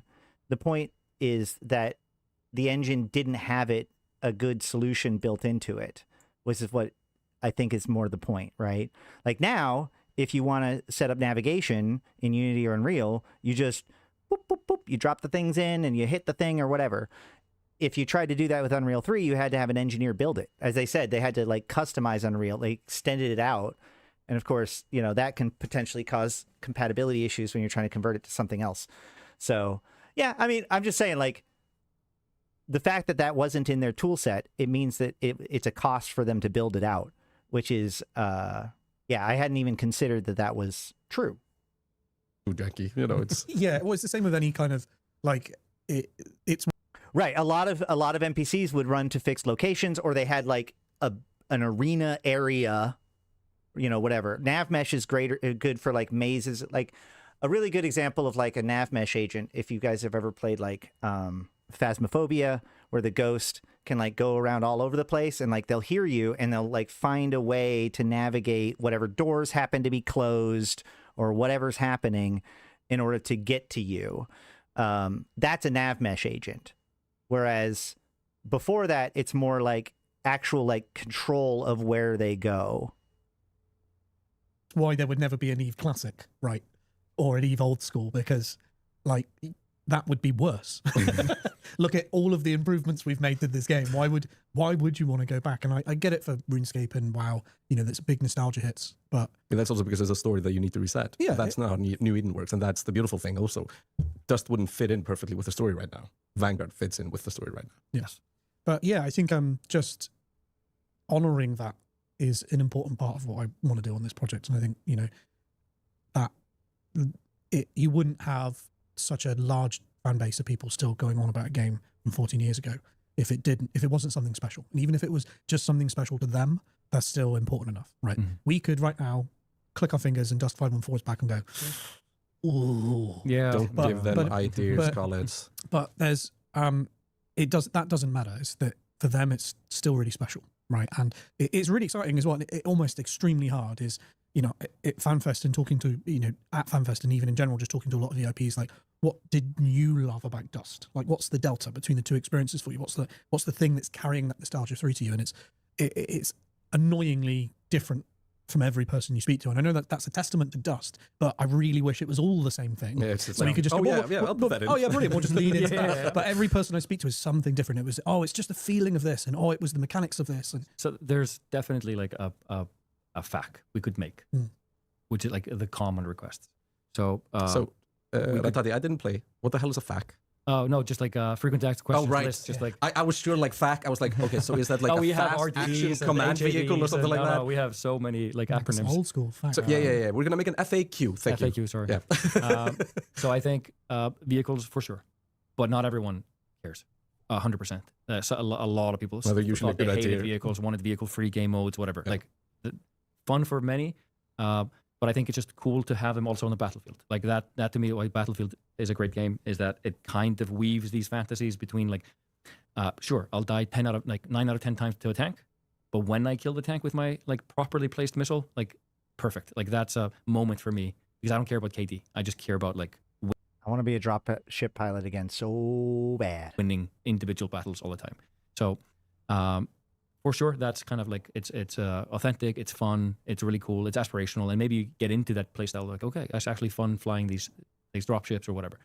I think the tactical depth of both vehicle gameplay and these kind of infantry-based game modes was just like, there's a hacking element, there was scanning, there's a lot of strategic and tactical depth that you could kind of go into deep mastery of, like, I'm going to be the best scanning shotgun. Yeah, so it didn't necessarily need to be like all reflexes, all No, there's a lot gunfight of mechanics. niche specialization you could do. You could be a knife-only assassin. You could be a sniper. You could be a sniper in a very heavy suit, because that would be better to have like sniper duels is actually armor rather than like being nimble in that sense. You could. I used to do this. I would buy tanks and just use them as delivery mechanisms for me, because I just like fun to do that, like kind of like that race in the battlefield first session when you have to go claim anything to get as fast as can. So you could do all kinds of like weird stuff. You could like over specialize in really bad fits, like you can do in Eve. Just like I'm gonna only do like self repair stuff. It's gonna be terrible. It's not gonna be meta, but it's gonna be my stuff to do. My favorite weapons, etc. So it had a lot of flavor. Quite a few people play EVE Online, as it turns out. And a lot of like you could like literally spend time mastering, which is very akin to Eve. You start doing PvE missions, and then you're like, oh, okay, I want to try crafting or do something, or like industry, or actually I'm going to go into trade, and then all of a sudden you're hauling stuff. That's fun. So you can find your niche in playstyle. I think that's something that people talk about, because there's like you can't really do that in DMZ, COD, Battlefield. Like there's no niche. You just play the classes that are given to you. So I think that like the freedom. And then customization, drops with fitting. We already had it for weapons. We didn't have any weapon customization in Dust, so we started with that because that's the hard part. Drops with customization and fitting and adding modules is very easy. It's something we're absolutely going to do. It was always on the list because it's one of those like 3 things that get asked for. Oh, isn't there going to be drops with customization and fitting? Yes, there will be. It'll be almost exactly like Dust. It'll be very similar to Eve. You have a thing, you add modules to it, whatever it's, if it's high, low slots or whatever, it's going to be that. And you have fitting restrictions in a similar way exactly. based on the size and And the it's weight and everything like that. Just like 10 points in COD or whatever. There's just going to be restrictions and choice. It's always going to happen. Yeah, that DNA's there, right? The DNA of fitting in Dust was through the DNA of Eve. And that DNA is, one of the core pillars for the character in our game from our creative vision is your suit is your ship. And that's to carry through that DNA. Was Dust the first shooter that had a loadout, basically? It was one of the first I know Because you always choose Call of classes. Duty always had like No, you choose classes there, pick didn't or you? something. Pick. Okay. but it was the first I knew that had the economy of loss. Yes, is for sure. what you fitted out, if you died, you lost that. Yeah. Right. Yeah. That for me was almost the first extraction shooter. Yeah. You're saying, like the economy, the risk reward that basically comes with like losing stuff, and that really fits extraction in some way. Like the lobby was an extraction shooter. You could just replenish on the fly the things you lost. You could buy them. I mean, I wouldn't call it an extraction shooter because you're not actually collecting resources while you're down there, per se. You bought stuff, you get ISK for doing projects, and then you'd use that to buy the pieces, and you'd have to like... So I'd have my loadout, and I'd have to have like 10 or 20 copies of everything that's used in that loadout, so that way every single time I died, I could just respawn with it. Another thing, for example, is the kind of where we are building on things is crafting and industry. We never had anything to do for like harvesting resources or even salvaging of It the was just battlefield, ISK. etc. It was just ISK. And you would buy everything from a super static NPC store, like same prices, no differences. Everyone had access to the same thing, etc. But now we like, and everyone really wanted. Why don't we buy blueprints, and then we make our things, and we have reasons for people to go explore and salvage, and we could have like salvage tools and whatever. So that's basically what we've done as well. We built that secondary profession under the hood of the NPC store. So we give you blueprints instead of giving you the weapons, so you can actually build those things, and you have reasons to craft and work together. And you have a reason to be something else than just a grindy fighter. Yes, exactly. And if you're not a great fighter, you can still help your crew by Or just be grinding best stuff. Yeah. at that. Yeah. Or Yeah. being best at making stuff. But it's not like a class thing. It's No, not like you can just do it. I'm the person who does the salvaging and the mining. Click. It's how you fit yourself out. It's that Yeah. custom niche, right? And you can be bad at it, right? Like I can make an unoptimal fit, but through that you learn, right? And let's not forget that when it comes to fitting, the jack of all trades is never going to be very strong. So, Yeah. you need the specialization. You need to understand how hardcore can I go on the industry stuff based on the region that I am going into to harvest. And it's a great way to do a power curve, because then you don't then just make stuff more powerful. You just allow people to be more specialized, right? You'll start off as the jack of all trades, but then the power journey you go on is being able to just be the best at mining because of how specialized you can be. Yeah, I think that DNA is in it as well, right? We're not making a class-based game. It's, even with the chipsets, with the adaptive weaponry on the Core 80, we added as many chipsets as we can, some that were pretty meaningless, really, just to give a huge kind of spectrum of all of these changes that players can make. So they can make mean builds, and some people made some... Or just like cheap, okay. Yeah, like that's fine. it's something, it's better than the Yes, default. yeah, I'll exactly. put it in, and But in Dust, basically, you would, like, as an advanced player, you would have multiple different fits based on, like, what you needed for the time. So you'd have your run-of-the-mill kind of pub fit, but if there was a pesky sniper, if there was a presence of, like, heavies near the objectives, take something specialized. you would pick something to take them out. Yeah. If there was, like, a HAV, I'll name drop him, Speaker for the Dead, a famous tank driver. You would Speaker go... for the Dead. That's one hell of a gamer name. You would really just I would spend the rest of the battle just trying to kill him. Only that, like, screw the objectives, screw everything else, because now, like, that was a legend. You had an on the- objective now. Yeah, there's a legend on the field. So I think that is also something that happens in a game like this. Heroes are kind of born, like names, something like name recognition. This happens in EVE. I can't name a single COD Battlefield player, like, unless there's some kind of famous streamer. But I wouldn't notice. Like, it wouldn't be meaningful. This is also something that I hope gets brought back in many ways, because I remember being. I mean, I think we talked about this sometime, like on EVE, like especially when I was young and I started playing EVE. I remember players that I can name drop, just like you did, that I was literally afraid of, or something like that, and they were in the same universe as me. While, for most shooters, I'll never end up on a server with an esports pro or somebody that's a bit of a legend, because why on earth would they bother playing me? Yep. it was amazing to see, even from First Strike, starting to get that on Vanguard. I didn't think we would, but there were names in the community that already started to crop up. Levi Thunder for his incredible, commitment to melee, and Arydanika for their absolute insane contract runs. And then people were like, "Oh my god, I'm on a server with Arydanika!" Like, "Oh, I just got meleeed by Levi Thunder!" Right, and the fame of some of these things starts to kick in. And it happens because of that persistent universe, right? And that's like one of the cool things on EVE. It's when you realize that a lot of terms you get taught are actually named after the player that did it first, or something like that, and you don't realize, until you. Most famously, AWOXing, I think, is probably the biggest one where it's like named after the person that did it. Reddit is a great place that I sometimes read. But So I think the legends of the game were also born in the kind of, I would say, the main USP of Dust, because sure, social affiliation and being part of the social culture was a big part. Connecting PlayStation, PC games in a live OB, orbital bombardment gameplay, also like a USP, but very seldomly used in reality. It was more like a cool, it was cool a thing, firework. cool thing to talk about. But the main USP to me has always been the planetary conquest game mode, because that was the territorial conquest kind of mirror to EVE Online, because people could own territory, whether it's worth it or not, it doesn't matter. You could own it, kind of like Eddie Izzard said, put a flag in it, it's yours. No one can fight you. But that would create these rivalries, these kind of late night, kind of staying up late night you have to fight your commitment battle at 4 a.m. You would wake up, you would play that. You would have ringers, you would call in like super mercenaries if you couldn't fill the roster or you needed to absolutely win someone. So like some actually made their name as legendary mercs that people would call in. And we have these big rivalries between big corporations. I'm going to name like Ancient Exiles, or like there were also, like in Eve, really famous corporations. And that would just create like interesting drama and just conversations. And like this is all pre like social media. Like you couldn't really fight like all the propaganda. So it was all on the forums, basically. Yeah, because social media is great for propaganda really, fighting. Yeah, really good. It helps a lot. So that's the thing that I really want. And it also drove, it acted as a big economic sink for the game. It kind of balanced out the game because you would bring your best to these battles and then you would lose them, maybe, and the victor would take the spoils. So there was always inherent loss in every battle because everyone would bring their literally best items. So that's the very similar to Eve, epic fleet fights, big battles. It's like the loss there is what pulls all the activity before that. It's all the industry needs to happen, all the replenishment of items, inventory, all the logistics of people who just like, how many weapons do we have? Prepared. Yeah, you have to show up prepared. So that...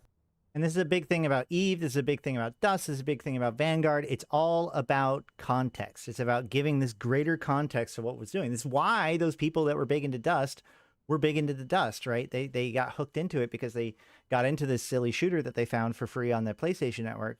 But then they realized this greater context that it all exists in. And that's what EVE Online does better than almost anything else, is giving what is relatively simple tasks or challenges a greater context for it to be operating in, which is where a lot of the value of these things come from. Is in what hasn't been in no other FPS ever.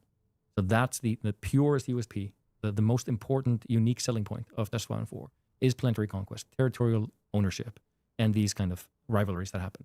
So that to me is why it's really important to keep the PvP game mode balanced, fun, because that's where that's going to happen eventually in Vanguard. We have to have that best of the best, lose the best gear at the top of the pyramid. That's what pulls a lot of the activity downstream. When you play test now and play Vanguard, I mean, it's mostly just a PvP, no? It's mostly just shooting and you know, and PvE interactions.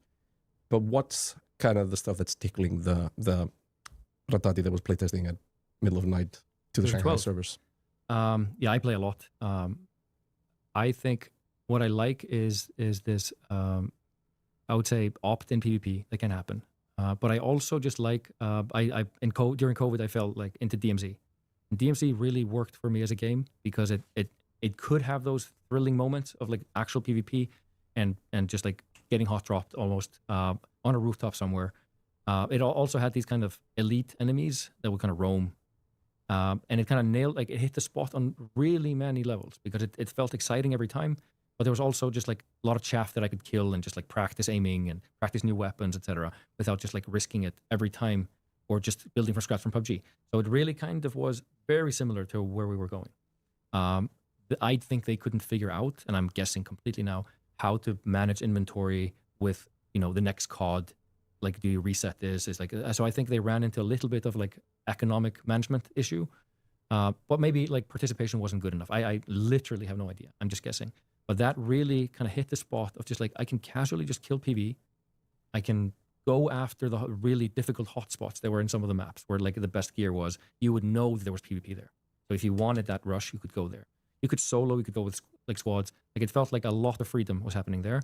But nowhere near, like they didn't tap into crafting, resource gathering, etc. But there was something very interesting that like I really feel that we can replicate and are doing right now. Just like, I just want my fix. I just want to play sometimes and shoot some enemies, and I don't want to buy whatever's now like hot. I just want to buy my game. I just want that game. And I think this is that's the offering. We want a companion game, EVE Online, that feels like it's just your game forever. It's your live game. Looking at Operation Nemesis, September 16th, you guys all know the drill by now. I mean, we're talking very grand here on everything that was in Dust that we want to see in Vanguard, and how Vanguard is essentially expanding on that, progressing on those learnings on that universe. But, you know, just so we stick to the kind of Operation Nemesis part, obviously the game then next major milestone is basically just early access, where most, or at least a lot more of those features are emerged.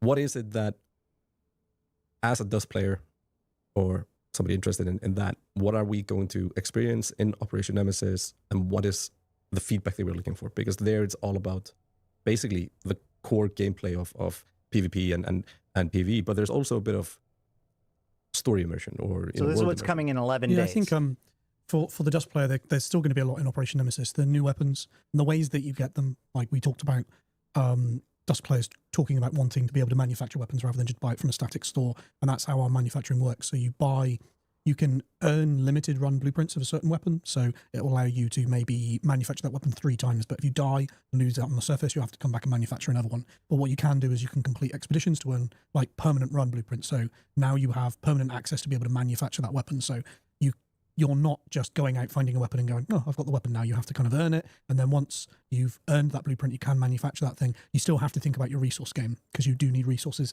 to feed in to being able to make more of those weapons. But maybe you're just good enough that you can make a bunch of weapons, you put some chipsets on it, and that's enough for you to survive on the surface without you worried about losing it. But then there's also that structured PvP. We've got that insurgency mode. It's 9v9. That is where you're going to be wanting to take your good gear, right? You can just jump straight into it and ignore the sandbox game if you want, but you're going to have a standard issue Core 80 with no chipsets on it.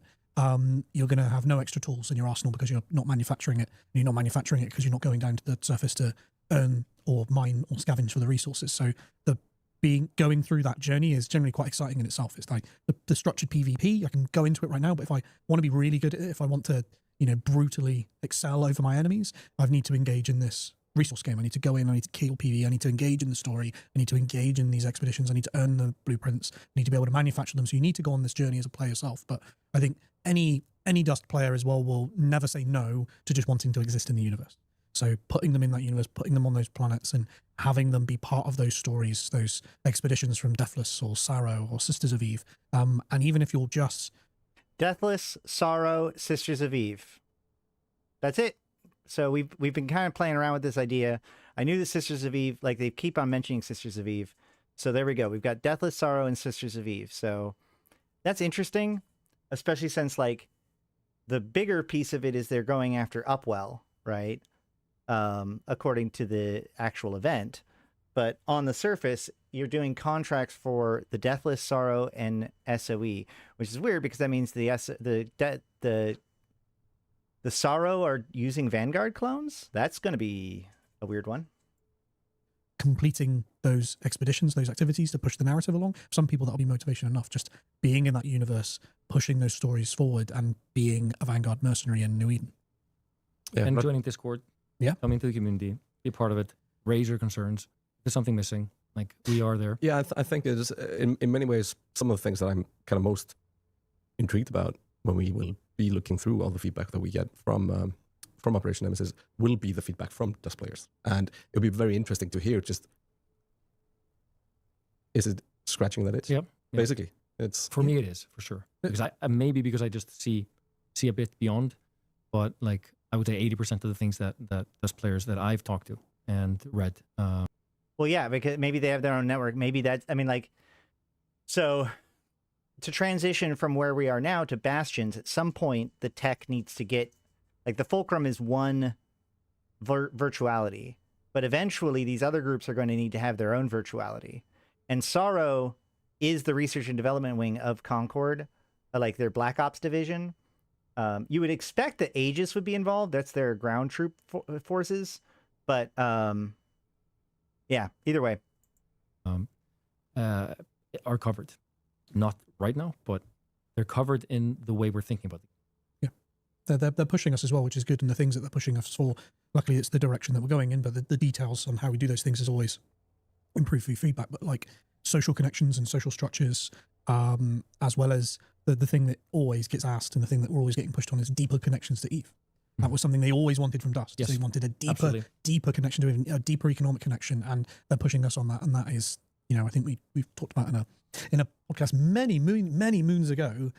We talked about how we want to keep building those bridges and those connections economically and mechanically and socially between the two games. So I think it's hard for us to go, yes, you want social structures, we'll knock it up in 2 weeks and get it on. Some of these things are a long tail, and there's a lot of underlying game foundations that we're still having to build before we can get to these systems. But I hope as well, with a lot of the players that I speak to, it feels like as soon as you can kind of show them a bit more of the bigger picture and the direction that we're going in, a lot of them tend to walk away quite happy. It's just we have limited occasions to get out and show the big picture. I think FanFest this year was huge for us to be able to get on stage and say, here's what the game's going to look like in 18 months' time.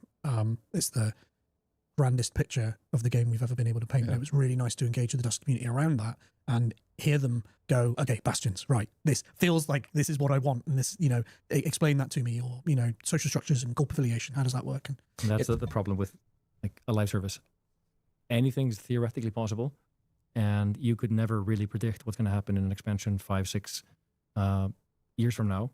But a lot of things that people asked for 5-6 years ago has come to fruition because either people kept asking for it, or we couldn't do it because of like resources or time or whatever. But a lot of things change, but you couldn't right now predict or tell you if you want to sell someone what's Eve going to be in 3 years. Honestly, Dominated by me. I have an inkling of an idea, because every feature in the game has an opportunity, kind of what do you call it, like an angle, or like. And then the endless Eve player ideas. has that angle on top of it. Exactly. It's You're like, basically like, how I far only can you care stretch? about this, and you're like, okay, but that, like, this needs to happen before that, and etc. So it's very hard, and has been very hard, to kind of explain exactly what Vanguard is, because a lot of people, media and people, are like, okay, but what is Vanguard? Like, what is it? But It's that's all of these things, and maybe more or maybe less, but it's kind of this, but it's definitely this. Yeah, and we won't stop. and that's why this. we're asking the players, the people that love New Eden, come try this specific part. Yes. Because we need to know Is if that we're good enough? scratching, Yes. are we scratching your itch here? Is this what you are enjoying? Great. Now let us package that into the next thing. Yes. And it's a tight timeline. It's not like we're talking about like, test something now that you're going to be playing in 10 years. Like you said, it was an 18-month period that you had there. And it's a lot shorter now. Yeah, Yes. it is. It's very ambitious. I would say that it's no... CCP doesn't do unambitious Exactly. stuff. And, for every person that would say that stuff was too ambitious, whatever, the reason they, were interested in the first place is because CCP does ambitious. Exactly. It's pretty simple. Mm-hmm. Anything you guys want to add specifically? I thought it maybe something we want to touch on. And I'd actually love to hear a little bit just more about it. Because the connection between Dust and Eve at the time, it was always just basically explained to me as, you can do thing in Eve and thing go boom in Dust. Mm-hmm. And you would need to coordinate it, you need to be in the right place, right time, everything like that. Like I said earlier, maybe more of a showpiece, didn't get used that much by players.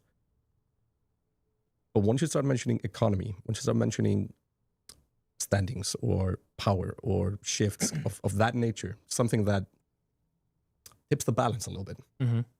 That sounds like something that is, in many ways, more interesting than being able to blow something up for the larger New Eden community. Yes, exactly. Because you're basically trying to We were literally asked to do a podcast on taxes the other day. Yeah. So if somebody raging a war on a planet is going to change the economy in some way, that's got to get people interested. So I think you're always looking for it's almost passing the baton between two games. Like they're going to be moving at different speeds. Like one is more of a shooter, more frantic, second to second, and then you have this kind of longer gameplay in Eve, higher stakes, short lifespan. It's kind of like elephants and hummingbirds or whatever. Like they're different creatures. Can you factually tell me how long hummingbirds live? I was guessing. I'm going to change it to fruit flies. I might fruit Google flies. something. So what is it that connects them? Like there's something. Sorry, I'm moving. Like a watering hole, like something that brings people together, like in an ecosystem where things happen, and they create opportunities for each other. Elephant dies. Okay, I'll change my fruit fly to some kind of like worm. I mean, a fruit fly could feast on an elephant, I guess. Yeah, so like there's something that connects, but they're not like literally fighting, like the worm and the elephant. And this feels like now a James A. Caster story. Anyway, we're trying to find opportunities to link those two together because one has a smaller economy, like dealing in weapons, dealing in clothes, dealing in grenades, and one is dealing in spaceships. And these are different currencies, and the pilots of Eve are way richer, so we can't just give them like ISK. And that's basically one big lesson from Dust was you can't connect them on the currency. That will break everything. We also don't connect them on like, hey, I found like a spaceship hull here. Do you want to buy it? That's not going to work either because I'm not going to carry that back. Yeah, you can't just salvage it. Like, okay, what is it that's interesting? what's interesting is information. It's sabotage. It's these kind of indirect actions that when they all come together, they're going to have impact on Eve. So contracts, for example, are this kind of like a little atom of interchange. You complete a contract, and we can say, like, if you complete 100 contracts, this now happens in Eve because enough people did it to make it meaningful in Eve. 100 people, That's the 100 squalls. soldiers can move the needle. And that's what insurgency is. It's completing contracts that change the game a little bit, move the needle in a tug of war. But what could create items for Eve where Eve is interested, and Vanguard players just kind of did it. They didn't really find it, but they contributed to it. In some way, they could say, these contracts, they suppress mercenary den, what do you call it? Forgot the name of it. So they make mercenary dens go up, like the mercenary dens become more chaotic, more regulated or whatever. Wow. Yes, it left me as well. exactly. Yes. Yeah, more chaotic. No, Yes. More lawful, more chaotic. Let's use the words. So we could basically have that happen. We could influence a thing that already exists. Planetary conquest, faction warfare. In Dust was also kind of manipulated. Planetary conquest. Faction warfare, Dust players could affect planetary faction warfare. Sorry. So there was a little bit of connection there, but there's not really any meaning between those two. And the Dust player didn't really see any like results of it. They just did stuff, and something happened. So we're trying to create this feedback loop where you actually see what happened. But one of the most important things is to appreciate from the Vanguard side that you are in the universe. So the star map is super important for us to show like you are in New Eden. Yep. And things are happening. You could theoretically see events happening, like borders changing or something, just by listening to Eve and showing it. So that immediately makes you feel like as a bigger part of, or a part of a bigger universe, which is not fake then.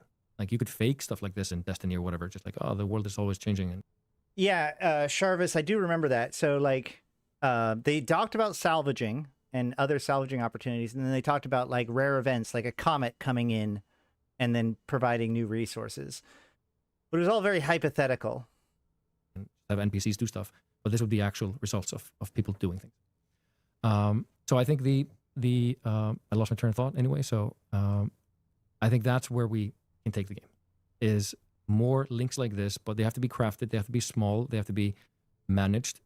We have to have like really good controls of like affecting the economy. So events are really good because events are time limited. We try something. If it didn't work, let's say we oversupply something, like it will fix itself in a couple of days, couple of weeks, couple of months. But we can treat Vanguard as a faucet for some kinds of items that are interesting to EVE players. And vice versa, I guess. And vice versa. By just creating a contract that's like,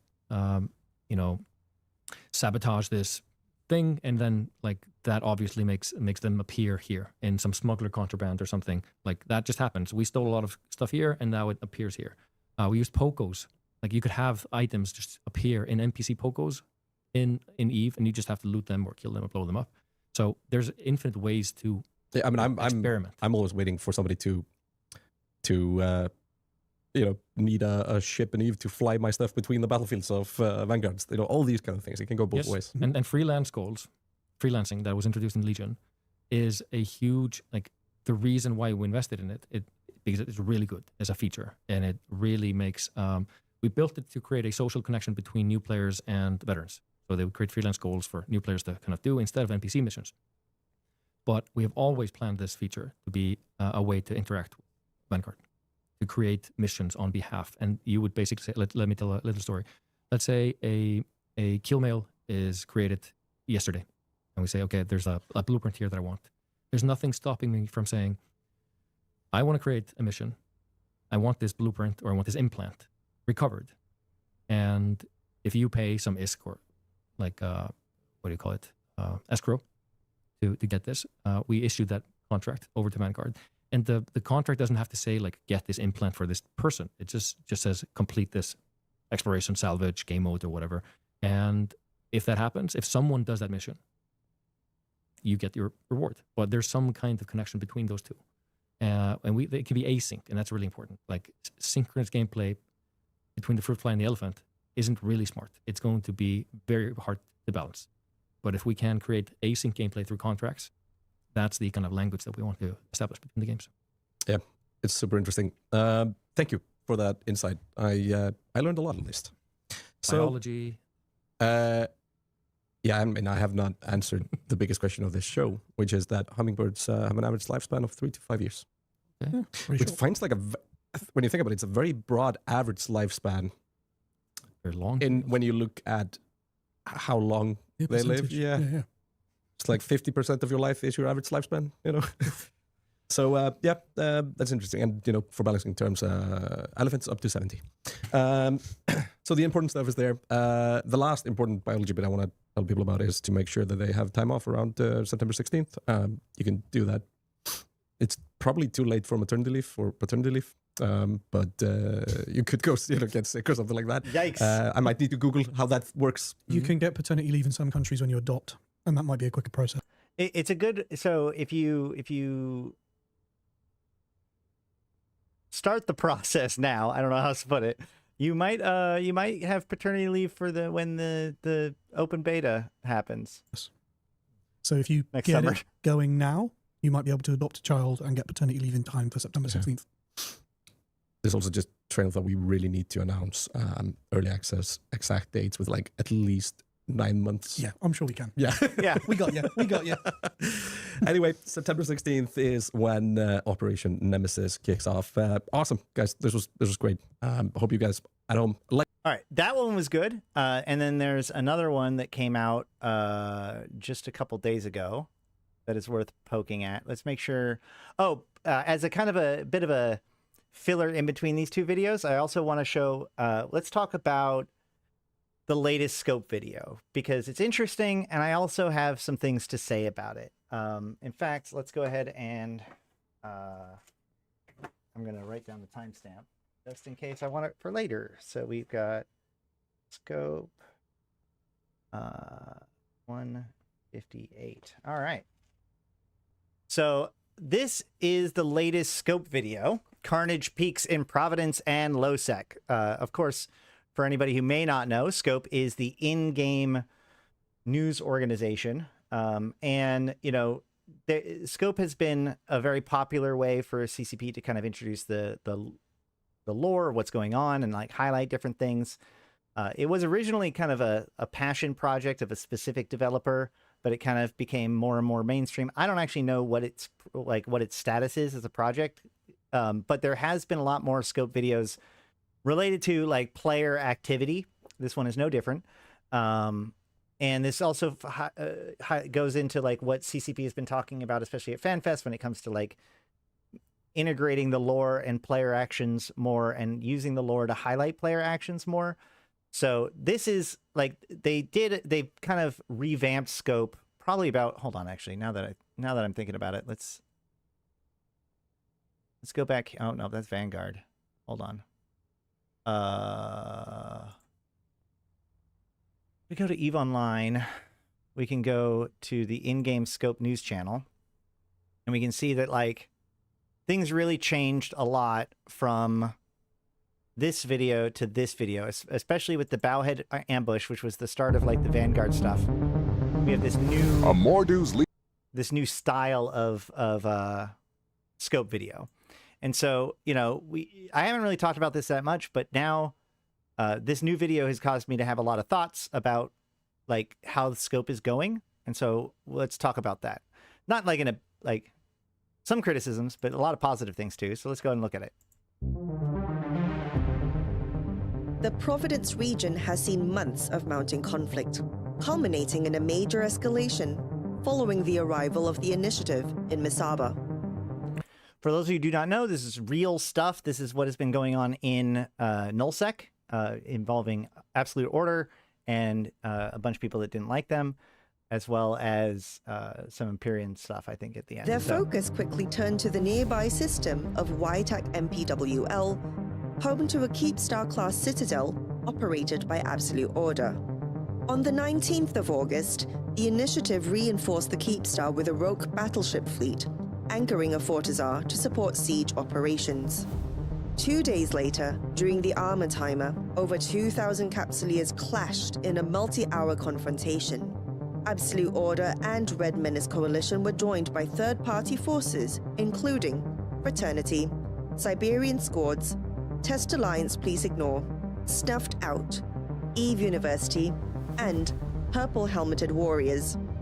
The battle saw Naglfars from Against All Authorities inflict devastating losses on the initiative's rogue fleet, while bombers forced fleets to constantly reposition. Nearly 1,600 ships were destroyed before the Keepstar was reinforced. I'm going to pause it right there, and we're going to talk about it a little bit. So, okay, yeah, well, she said snuffed out. She said snuffed out. So, a couple things I really like. First of all, I love, like, they have put in so much more work in getting camera work for these fights, right? Like, these fights have always been very pretty, and the Keepstars, you know, offer a really great backdrop, but, you know, they have put in quite a bit of effort. They've brought in a couple more people in CCP and gotten good at, like, 3D mouse and stuff like that to make these footage incredibly pretty. And the fact that this is actual footage from the actual fight, I think is awesome for for EVE Online. Especially since, so like, and this is a big piece of this, these scope videos are good for people who aren't as into the game, right? For non-players, I show non-players these scope videos sometimes, including this one just earlier today. And hey, sheesh. And so, like, being able to see this and be like, no, this is the game. This is not a pre-rendered trailer. This is the actual fight that they are discussing right now. Look at all those nightmares. It's so fucking cool. Like, and it looks cool. You don't even need to understand what's going on to be like, this is excellent. Now, my criticism. First of all, usually when they mention like alliances and stuff, they'll show like the logos of the different alliances. There's other, I should have probably brought up some older scope videos to give some examples of these things, but like they usually have a pretty good, like there's a lot of information being put out in this video. Hey, Sheesh with 5 gifted memberships. Thank you so much for that. And thank you to, or on behalf of Gizmo, Satonia, Peckamix, Rodrigo, Mad Hatter, and Anthony. Thank you very much, Sheesh. You're the man. Good to see you though. 07. So anywho, I would like to see more about like showing off the logos. You don't necessarily need to explain every single alliance, but like showing the logos as you mentioned them is probably a good thing. The one criticism I do have actually from this is they keep mentioning ships by name. And I know for a fact, like I was a scout in the military. So like ship identification was a big, or, you know, vehicle identification was a big piece of my job. And so when I got into EVE, ship identification became like a big thing I focused on. I had a whole, like I actually had a background, I changed my background of my computer to be the list of all of the different ships in the game and what types they were. So that way I could quickly reference it no matter what else is going on. And from there, I kind of built up my understanding of all the different ships. But I would say that the average player, given the fact that the average player's played less than 6 months of the game, the average player does not know the difference between a Cerberus, a Roke, you know, a Ferox. You know, these things by name don't make any sense to them. Historically, they've mentioned Roke-class battleships, you know, Naglfar class dreadnoughts, etc., which at least gives somebody who isn't aware of what's going on an idea of what's going on. So now I want everybody to listen to what they've been just saying once more and just hear it out and try to pretend like you don't actually know the names of the ships in the game and realize that like it'd be so much more useful if they just gave like one more word of description to let people know what exactly is going on. And again, like they used to do that. So, and if you think about it, like why, when we're talking about like modern day news, we don't say like, oh shit, I don't even know very much about the names of, like the ship types, but, or like our actual ships, but quick, Malak, give me a one. No, but like, Enterprise class, right? So it's like 2 Enterprise ships or, you know, naval ships sent to some place in the world. Doesn't make any sense. But if you said 2 aircraft carriers, then people understand what it is, right? We don't discuss things by their name when it comes to like military equipment, especially. We discuss their category more often than not. So, here, listen to this. Absolute Order and Red Menace Coalition were joined by third-party forces, including Fraternity, Siberian Squads, Test Alliance Please Ignore, Snuffed put these Out, Eve University, and Purple Helmeted Warriors. The battle saw Naglfars from Against All Authorities inflict devastating losses on the Initiative's rogue fleet, while bombers forced fleets to What's a Naglfar? What's a rogue? constantly reposition. Nearly 1,600 ships were destroyed before the Keepstar was reinforced, with only 46 seconds left on the timer. On the 24th of August, the struggle for the Keepstar entered its decisive phase. Over 3,700 Capsuleers flooded into YTAC MPWL, with the Initiative committing nearly 1,800 pilots. Amid chaotic fighting and continuous bombing runs, the defenders were overwhelmed. The Absolute Order Keepstar was destroyed, marking one of the largest engagements seen in Providence in recent years, with nearly 900 billion ISK in damages. This is Alaconda, reporting for the Scope, handing over. Like, they did a really good job with the context of the system, right? Because, like, look at this. They show, like, hey, look, this is where Providence is. This is where people do not like AO. That's correct. Myself included. So, you know, they did a really good job of contextualizing the location that this fight happened, but not like the actual fight itself. It looks like this is visually pretty. Somebody's going to see it, but like it doesn't drag them a little bit deeper into understanding. It reminds me of like the AT, where, you know, a lot of time on the AT, they spend explaining the different ships and the different strategies and stuff to help people kind of get involved with it. But during the feeders, they didn't do that as much. So we had a newer guy hanging out with us who didn't get anything out of the AT because nothing was really explained. It was just noise, right? So this ends up becoming almost noise. And I would just if they just called them battleships and dreadnoughts, I think that would have been a huge advantage for making this understandable. On the timer. On the 24th of August, the struggle for the Keepstar entered its discovery. On the 24th of August, another major battle erupted in the early hours, this time over a Fortizar belonging to Standard Protocol in the system of Old Man Star. Snuffed Out initiated the assault while Standard Protocol, aided by Minmatar... Well, okay. Look, I'm not getting into real-life politics on the stream today, okay? But I will answer that one question in a very simple way, which is that Absolute Order have they role play as fascists. They have a very that's their style. It's how they talk, it's how they operate, it's how their stuff is structured. And how much of that is role play and how much of it is real is kind of where you decide whether or not you like AO. Fleet Alliance fielded Macarials and Tempest Fleet issues with capital support. During the escalation, an Avatar-class Titan piloted by Overmotsu misjumped into the system instead of bridging reinforcements. Snuffed Out and their allies rushed to support their fleet mate. However, the Titan was ultimately destroyed after yet another navigation failure where the jump bridge activated instead of the jump drive. Minmatar Fleet Alliance capital forces, including Zenitras and Revelation Navy issues, seized the chance to... See, including forces, including Zenitras and Revelation Navy issues. Again, what is a Zenitra? What is a Revelation issue? Revelation Navy issue. They talk about the Avatar, and they explain that the Avatar is a Titan a little bit, but it's interesting how many ships get just listed without actually like explaining why they're so interesting in this context. Failure where the jump bridge activated instead of the jump drive. Minmatar Fleet Alliance capital forces, including Zenitras and Revelation Navy issues, seized the chance to finish the Titan, forcing Snuffed Out to commit more dreadnoughts. Reinforcements from Deepwater hooligans and...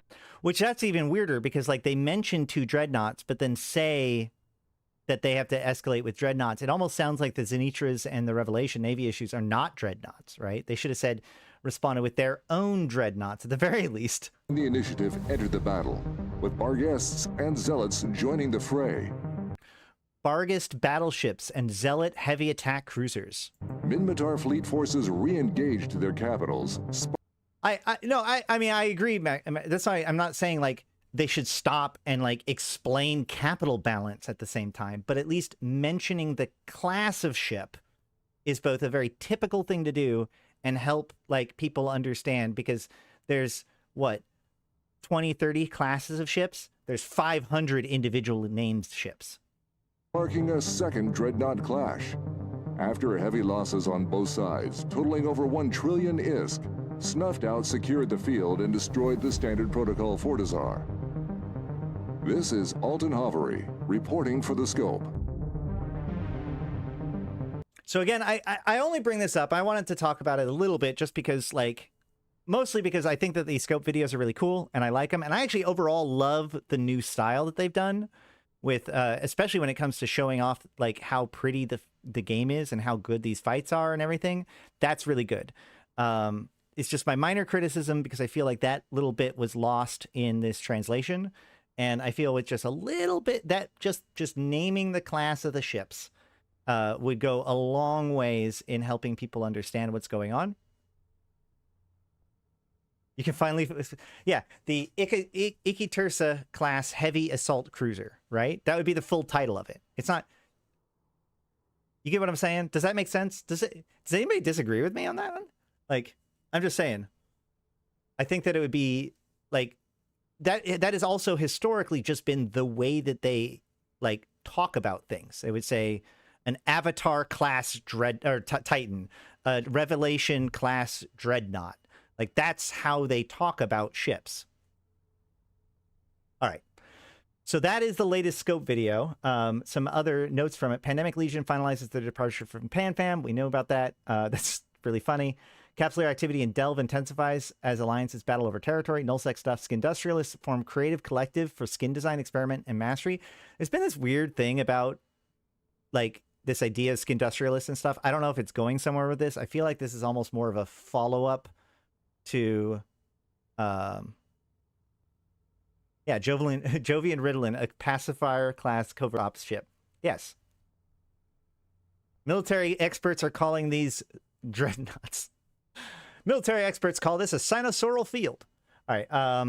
Alliance Tournament 20 begins with 50 teams. Caldari design documents leaked for a modified Jackdaw code named Skua. This is the AT prize ship. And then Firebobs deployed cluster-wide and aid severely damaged ships. I love the new fire effects. The new fire effects are awesome. I saw them in AT. They're great. They happen to NPCs, which is great. I cannot. It's such a small thing, but such a great thing. All right. So let's jump into another video. Skinner feels like a Bondugal in liquid markets. What? I think that Skinner is amazing. Like, I think that a lot of the people that are hating on Skinner don't remember how much we asked for custom skins for a decade and a half. Like, we were willing to pay anything in order to get custom skins. And now we have custom skins, and it's great. I mean, it's not perfect. There just still needs to be improvements, obviously. But, okay, great. So let's go with the Vanguard Uplink podcast, Beyond the Trigger. And again, like, we're mostly focusing on Vanguard right now because next week we're going to get a lot more information about the Legion major update and follow-up. But, of course, Vanguard is coming right around the corner. People have been waiting since FanFest for this update. So this is why they're talking about it so much. So we're going to jump into Vanguard's Uplink podcast, Beyond the Trigger. Everything around Skinner, that's the Bondugal? Boondoggle? Boondoggle. Yes. I mean, ultimately, what's wrong with Skinner right now? I'm not even sure. Like, well, yes. Okay. Visibility on the Skinner store is terrible. We've already talked about that. Visibility is basically the big thing. Malak, good for you to be here 30 minutes late. No, I'm just kidding. Well, yeah, I mean, skins are going to cost, you know, they've always sold skins, mostly for Plex. In fact, the price of things on Skinner are roughly comparable to just buying skins in NES. So, I don't know. Either way, let's go ahead and look at the Beyond the Trigger video. That's loud. Was that loud to you guys? Counting down to Operation Nemesis. I am CCP Monty, joined today by, by CCP Well, no, Malak, I literally just earlier today, like a few minutes ago, was like, quick, Malak, tell me this. And I can't remember even what it was, but you weren't here. That's what I mean by 30 minutes late. But all right. So once again, we have CCP Rattati and CCP Collins, I think they said. Either way, CCP Collins and CCP Collins, Rattati. Yes. And guys, there is We're going to bump something back I have up to tell to you. 1.25. So, for some reason, whenever we meet and we start talking about Vanguard, it's all about violence. It's all about shooting people. And sometimes that is not what we need during our day. So this is a shorter video too, so let's go. Hereby, I forbid any discussions on combat. Today's topic is about everything that is not combat in Operation Nemesis. And, well, maybe just to kick it off, what the hell do I do in a first-person shooter if I'm not shooting people? Well, I'm glad you asked. Yeah, but usually if I'm not shooting people, they're shooting me. Yeah. And I don't really enjoy that part. In Operation Nemesis, there's definitely going to be shooting involved, right? You've already... I've already broke the rule. Sorry, that's it. But Strike one. Strike one, yeah. But there is lots to do and ways to avoid getting shot. So the thing that drives Eve Vanguard, much as it drives New Eden, are resources. And to move through the game, to get more powerful, to get more stuff, you are going to need resources. You get that, you can scavenge that. You can find little crates or boxes or panels that you can, cut open with your beam cutter. Or you can find mining seams that you use your beam cutter on as well, and you get raw resources from that. You can go down to the surface of the planet, do those things, do some scavenging, find some crates, mine some resources, and then just haul out. And that is totally fine, because that's a pretty good run. You've got some resources there, and then what you do... The wizard says, my biggest complaint with this vid is that they should make mining equipment deployable and not hand lasers that require you to sit and shoot rocks for X amount of time. I think that there's a place for both. I think that it does play down to the fact that they're trying to make everything into a shooter. So it's how would a shooter mine, right? So, I mean, I think that you're absolutely right, wizard, but I can also see they've tried to make mining interesting as an active engagement using the different crystals and everything. I think I'm probably more on your side, though. When you're back out of deployment. CSP channel just went live on Twitch talking tourney recap. That's cool. You can go back and watch all of the tourney and stuff. It was really good this weekend. It's worth watching. It's also worth putting on CCP streams or any Eve streams on Twitch just to get the drops. But also, watch that later. Let's finish this now. You are going into the blueprint market and you're buying blueprints. Right. I want to buy a new, I won't say weapon. Mining chipset. Yeah, you're buying a new mining chipset. Because that's who we are. Yeah, exactly. That's who we are. We don't like to fight. So we're buying mining chipsets to make our beam cutter more effective. It can now get more resources from it, or it's quicker, or it's more effective. So I'm buying a blueprint for those chipsets for my beam cutter. Wait, they do, Malak? Wait, they do or they will? And then the resources that I've got, that I've scavenged and that I've mined, I'm then putting into the fabricator to make that chipset. I've now put that chipset on my beam cutter. It's now more effective. I can now deploy down to the service and do what I did previously, just a lot more effective and a lot faster. We'll talk about it. And I'm going to keep doing that. I'm going to keep doing that until my beam cutter is the best. It has all of the high-level chipsets on it. It can now just mine as effectively as it can be for me. And now everyone is going to want my services because I am the person that mines. And there's a similar kind of idea about this as professions in a...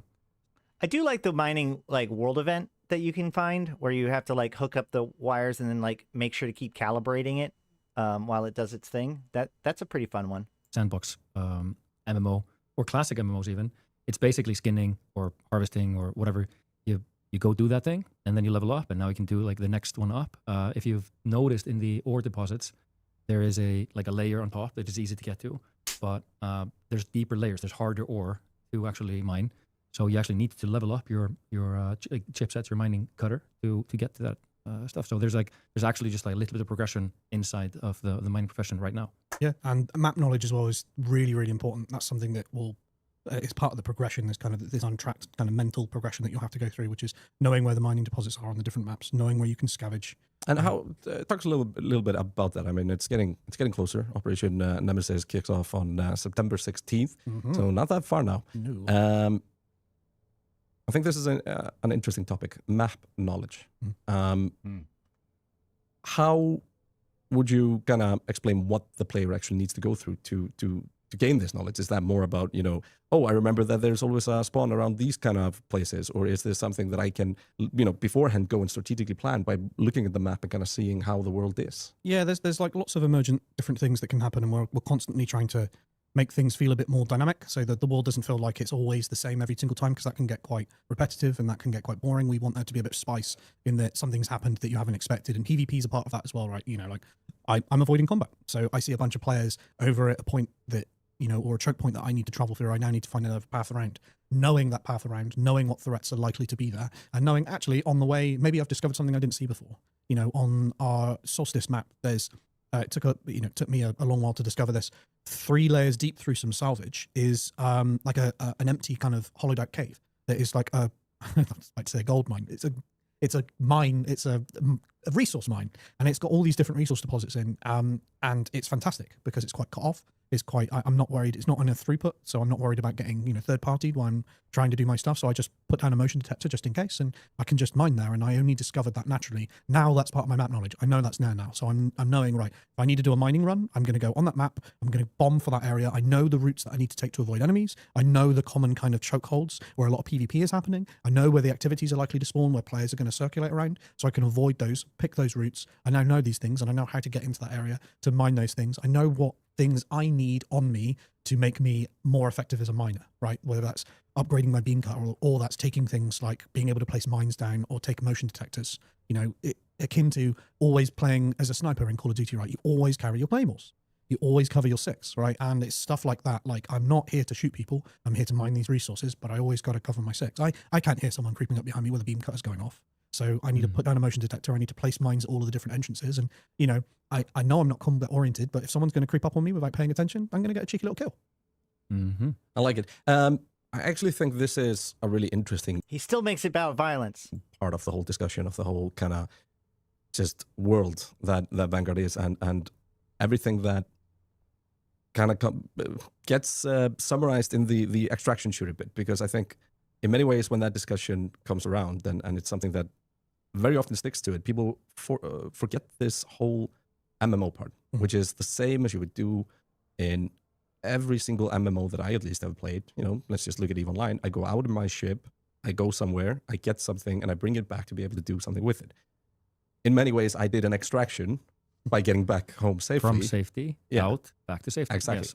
And that's kind of the interesting bit that I feel like is a little bit missing in that whole discussion, where it's like, this is an MMO, and this is very much at the heart of an MMO experience. It's going out exploring, finding, bringing those findings back to safety to progress your character, basically. Mm-hmm. Yeah, I think I'm like a lot of modern...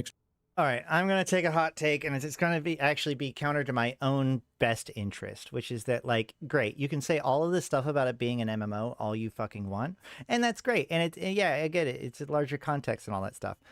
But as long as, like, the planets, as long as the systems are segregated into servers, you know, as long as there's an EU server and an AU server and there's, you know, an Australian server, like, there's multiple servers to drop into the same map, you're going to lose that, right? Like, if every single person that drops to the same map should be able to interact with each other. That's like the EVE way of doing things. Now, this is bad for me because I like going onto the AU server where nobody's going to mess with me because nobody's playing on the AU server during US time zone. But, like, ultimately, I appreciate it so that way I can run around easier.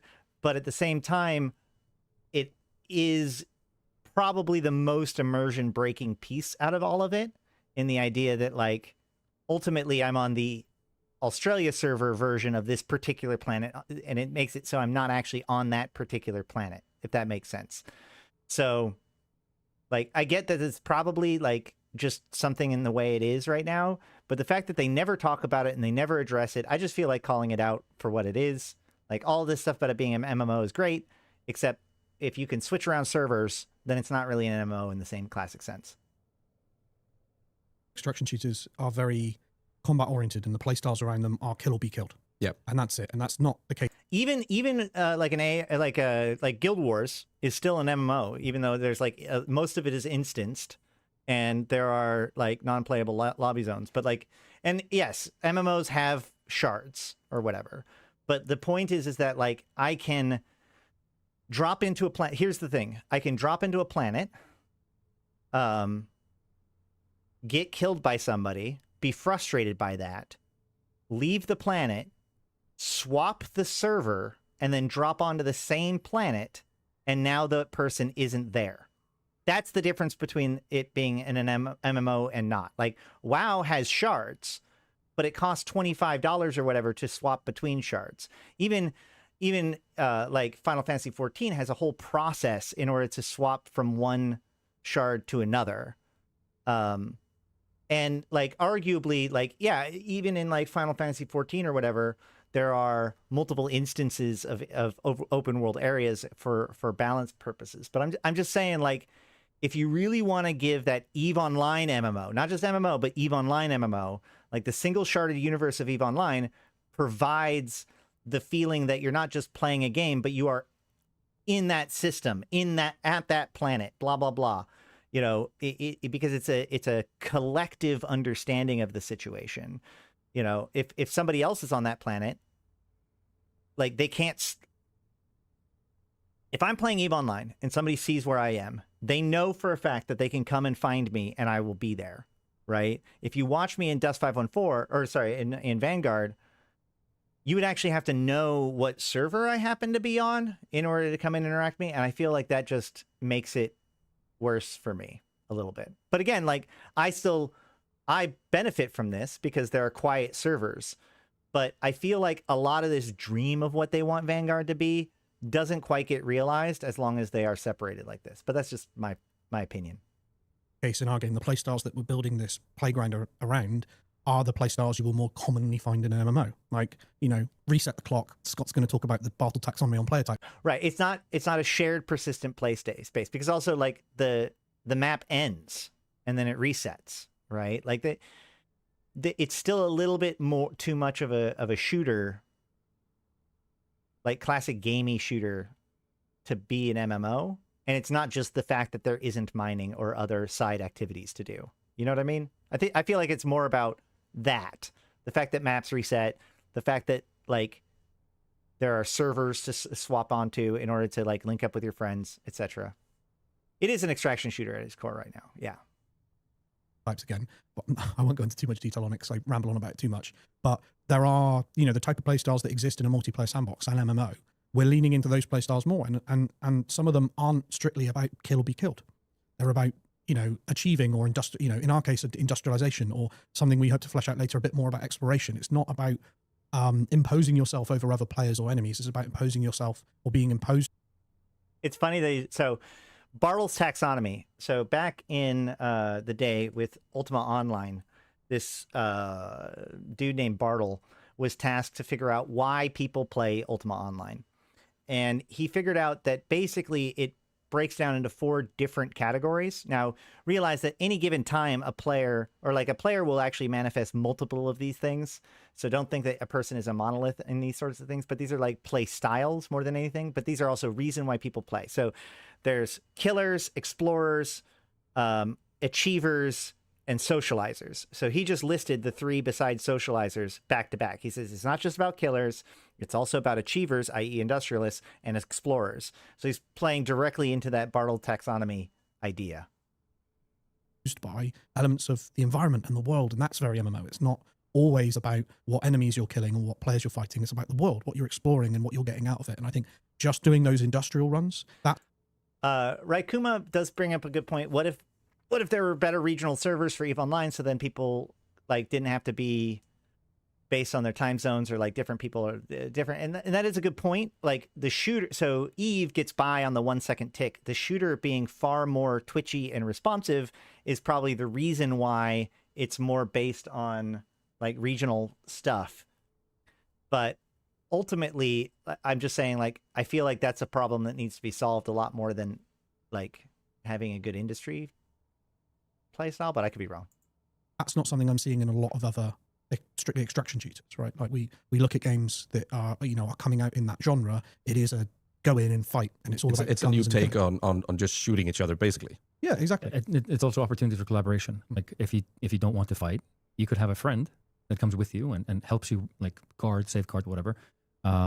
We also have this kind of building towards a future where you're actually collaborating inside your like social structure, and you're in charge of the ammo, you're in charge of the weapons, you're in charge of the armor, basically the kind of logistics. What do you call it? Kind of inventory keeper, just making sure that everyone's fitted, kitted. This is very EVE-authentic, obviously. Like every big corporation, every serious alliance has a quartermaster. Yeah, that's just taking care of business, sourcing ships, modules, making them themselves, outsourcing, going to the market. And we can't have all of that gameplay without having the core gameplay. Just you can be a miner. You can strictly be a miner, and that's fine. And you can actually you can avoid combat. And I think the interesting thing that you mentioned is I don't think people are aware of these modules that you're talking about. These equipment types, motion detector, mines, like all of these are like staples of EVE Online, having some kind of like abilities that you can activate. Whether Did he just say mines are a staple of EVE Online? I'm not sure if that's what he meant to say. they're Kitting yourself out for a specific... just making a loadout. Yeah. Making a loadout. But I don't think that people that have played the game in the past maybe just realize that these exist. Because we don't really force feed some of these things. We don't give them you can't buy them. You have to get the blueprint. It's very rare that you loot them because someone else had to make them. So there's has been a low discovery point on some of these, but there's a lot of tactical and strategic depth already just with a few of these equipment types. So the emergent collaboration, that's the really exciting thing and something that we're really leaning into a lot. Like, it was one of the reasons we added in proximity chat. I know some games are kind of leaning away from wanting that at the moment. I'm actually really interested to see how proximity chat works in Dust, or sorry, Vanguard. I honestly like proximity chat is really great, especially if like it lends itself to when somebody dies, they stop talking. But of course, people, if it's too big of a problem for coordination, then people are just going to swap over to Discord. But like we use proximity chat in Phasmo, and it does definitely make the game better and more immersive. For us, it was a no-brainer. Like, lean into proximity chat. Like, we already have loads of players in the game, like doing weird dances, right? Like jumping up and down or crouching up and down, just to kind of communicate to another player in the world, like, hey, I'm not a threat right now. I'm not shooting you. You're here for one reason. I'm here for another reason. Let's just like agree to just do our own thing. And that normally happens a lot when you've got two people in two different playstyles. One person is just like, I want to kill things, and one be like, dude, I'm just here to mine. just don't. Yeah, just don't leave me alone. Stand back. This whole place is filled with mines.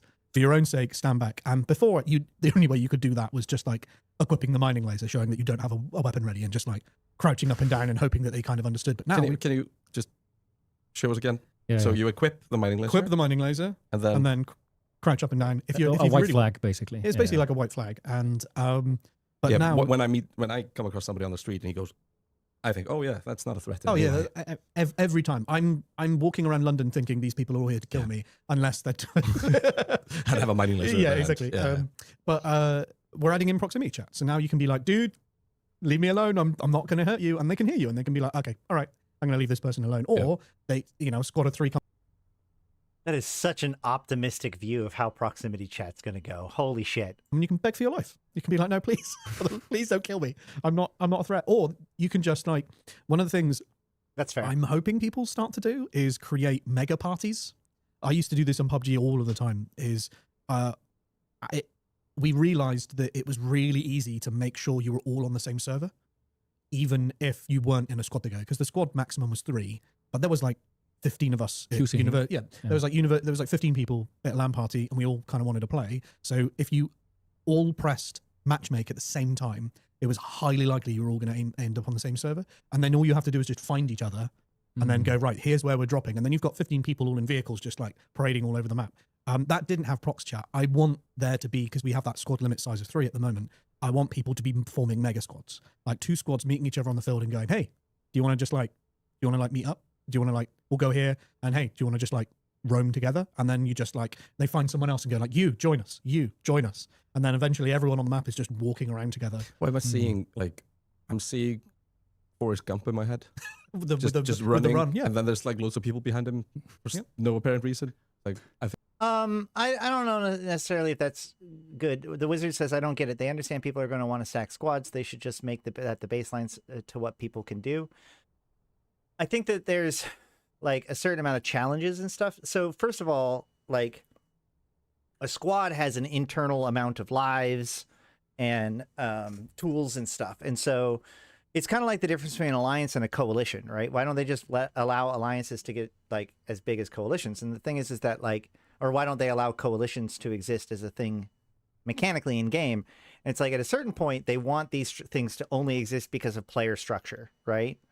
So I don't think that they want there to always be, you know, mega squads, but they want the idea that players would make mega squads by coordinating together as multiple independent organizations is cool. If you made it so that it was 9 people in a squad, then a mega squad would be 18 people. Like the number is less important than the fact that there are multiple units that are making the decision to coordinate and operate with each other beyond the structure that is like supported.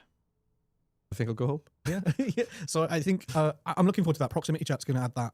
Like in future as well, we want to see how we can keep taking advantage of that, like what we call like emergent like socialization in the world, and like maybe eventually you can just add people to your squad. Yeah, or just link squads. Yeah, or just link squads. And then your objectives get tied together, right? If you're taking on a contract, you know, hey, let's do the contract together. Yeah. We used to have Q sync. I'm not supposed to talk about Dust in this one, but we used to Q sync into faction warfare battles, just like to get like everyone on the MR side and then everyone on the other side, and it worked a lot of the time. So yeah, you basically got kind of dedicated militia on both sides. Nice. If we look at the non-combat kind of activities you can do, we've touched some industry, we've touched some mining. I mean, logistics basically becomes a thing due to it. Salvaging, those kind of things. What is it that in Operation Nemesis we want people to really test out? I think there's definitely a support gadget man type of thing you can absolutely do. You can have grenades. You can do things basically just be kind of a. God, they need to make grenades more like easy to use. Equipment person. I think there's definitely you can do kind of master the shields and just kind of run like the deployable shield and that kind of stuff, and which is kind of really annoying if someone's fighting you who knows how to do it, because you can stab someone. No combat, but you can be stabbed within the shield. We actually only talked about guns, so he really found the loophole Yeah, there. you found the knives time. So there's that. So somehow we're talking about mining and industry, and here we are stabbing. No, yeah. Okay, building defenses against stabbing would be the thing. But the support player, Yeah. right? Like Classic support. We don't have a medic, but we have the support. Yeah, like people on my team are doing the killing. Like I might do a bit of killing, but they're doing the killing. I'm the guy. I've got the ammo stash. I've got the biomass. I'm the one with all the different devices. They're just there to simply just go and shoot things. But I think having that support play, in squad play we haven't seen that a lot. So we've been trying to, the manufacturing's really going to help there. And I think Ratati was right about showcasing more and bringing more to the front that these little gadgets that we've got and we've added to the game are there to support the playstyles. Isn't it basically also in every single game that comes out? I mean, the whole logistics support thing does not really evolve until a few people start using it, and they basically become unbeatable because they've got it. And then this becomes the kind of meta because everybody wants to score the goal. That's the other big thing, is that like, so if you had squads of 9 people, then getting 9 people together becomes almost like the minimum to be effective. So, because teamwork is very OP. So giving people the tool to coordinate above 3 people would be pretty oppressive in Vanguard right now, which is why it'd be something that could be added later on. Cool. This happened with Mercy, I think, in Overwatch, for example. Like there have been like there's a difficulty in balancing like pure healing or healing classes, for example. But I think it would be really interesting though, like. So you're given a task and you drop down. It'd be really cool to be able to figure out that this other squad that's here is actually on a task, like you're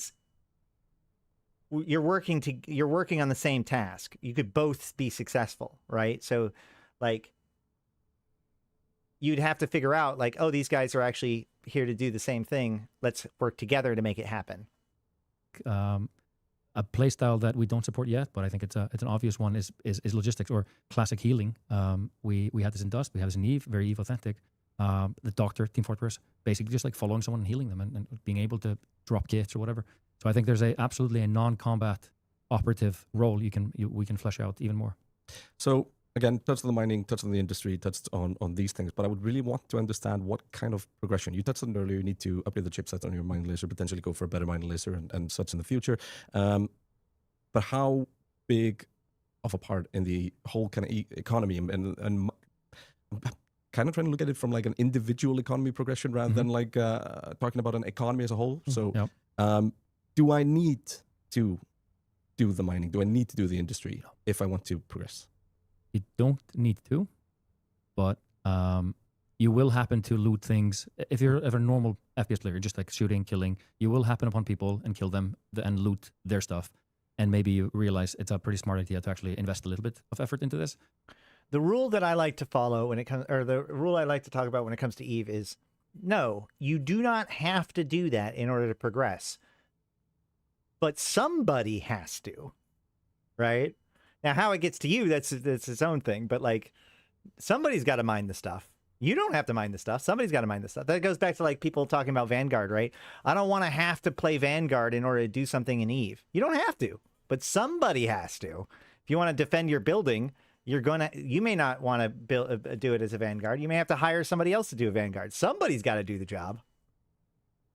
It's not like a big old hard difficult thing. It's just press button manufacture if you have a blueprint, and fitting obviously the weapons with stuff that you have.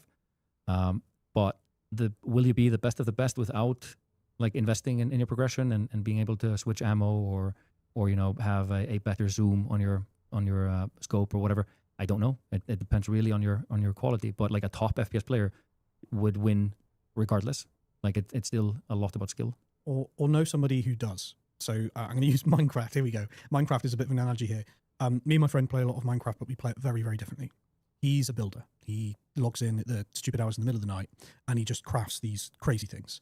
I just like going around and exploring, or just like doing a bit of mining here and there, or just running off into the distance.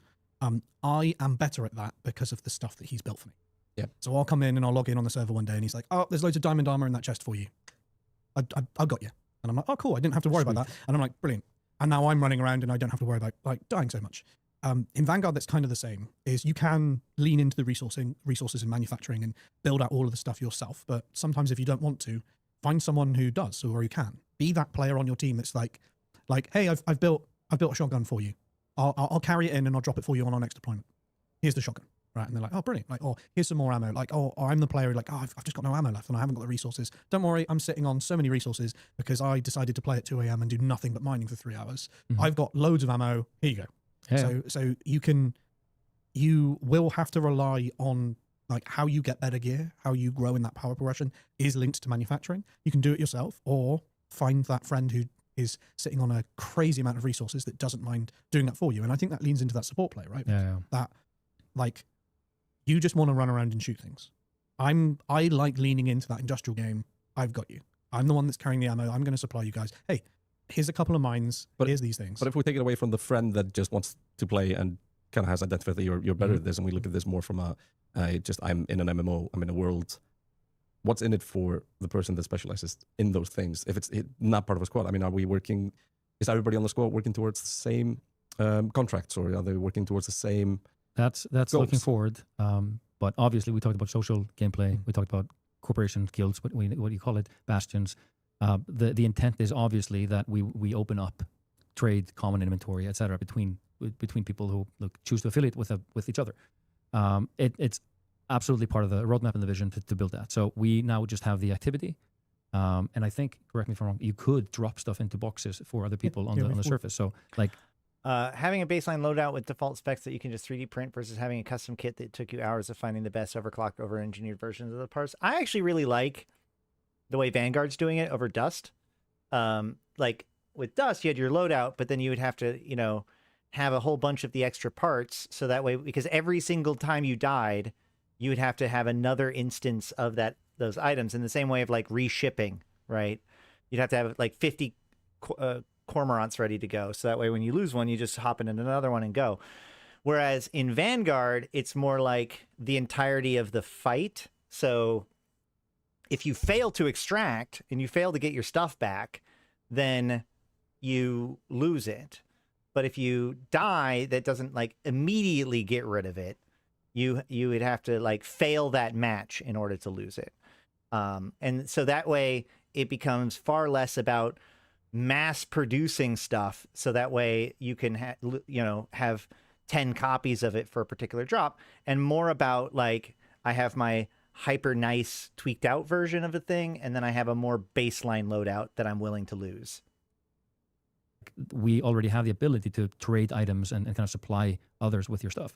But I think there's a little bit of a, like, maybe something interesting to do is also just, what do you want to maybe... Right, but the problem here, though, Wizard, with when it comes to tweaked out stuff, is that meta and Dead Space stuff, is that, like, if you die in Eve, it's kind of like if you die with Dead Space stuff, it can be considered a pretty big deal. In Vanguard, you're going to die a lot. Like, you can die and not lose. Dying has to be a lot less friction in Vanguard. Still have consequences, but less friction. And so if you're going to have these things that people have like really committed to, like imagine tweaking the hell out of a gun and then dying once and it's destroyed. No one would do that. You try as an FPS like player? Do you want to try this stuff? Because it's kind of fun to when you start, it starts becoming like this is actually pretty interesting. And now you have like a little chase goal. This happened to me, how many years ago? Merely 3 decades ago, I was playing Ultima Online, and I've always been a PvPer in every game. And I find myself in a mountain, and I'm mining some ore. I think black silver was probably like a thing that I wanted. I wanted to have like and I started, and I just was consumed by having. I mean, some people do, according to the loot that I pick up off of them. A full kit, full armor, in this kind of same thing. So I was melting, and I have a pack mule, and I'm doing stuff like this. Go out and go into PvP, get stabbed by a poisonous scorpion and die immediately. Never used the armor or anything else, but like this is like probably my favorite moment of any MMO RPG, was this kind of weird quest to go build my own armor and then die. But this is fun, and it adds depth, and we have found in Eve that when you kind of broaden your horizons, you start doing a little bit of different things. You start socializing, you start doing stuff. Like lone wolfing sounds cool, fine, whatever. But it's also a little bit of a staple of an FPS, because most of the FPS progression is just like kill stuff with this weapon until you get the scope that you like and the things that you like, and then you get another weapon and you kill stuff. What if you can just find the thing that you like, and you get the blueprint for that, and you make that blueprint, and you kind of become self-sufficient by running that stuff? So if you want extended barrel and a silencer and like a 2x scope. I will say, Jeff, so the other piece to this, though, is like, it's very much like Hollow Knight or Dark Souls, right? Where in Dust, when you die, that stuff is gone. So your calculation for like what it is that you're willing to sacrifice has to do with what it is that you can like get a whole bunch of, so that way you can lose it or not lose it. So that way, if you lose it, it's not like a gigantic deal. Oh no, I'm completely out of equipment for this fight, and it's really, really important. However, in Vanguard, if you die and you lose stuff, suddenly there's a huge amount of pressure to go and recover it. There's a huge amount of like, oh my God, I got to extract out of here, because otherwise, so by having it so that you have the one thing that you don't lose immediately, you actually allow people to invest more into it, which then makes it suddenly when you do die or when you do end up in a bad position, there's a lot of pressure to deal with it. And sometimes the biggest victories is just getting my shit back and getting an extraction done. Like, fuck the contract, fuck everything else. I just need to live first. And like that pressure only happens when you have something that's so tweaked out that it's like, even if I lost this, I don't even know if I could replace it, because it's just got a lot of little things that are exactly what I want, right? You can just earn it and make sure that you always have enough of it, rather than grind through 47 weapons to a certain level so that you already have this. So we're kind of giving you a way to grind to your favorite play style or favorite weapon style by just like participating a little bit in the sandbox economy. And then you realize this is kind of fun, and like it opened up a lot of stuff. Like now I'm buying, like I'm making.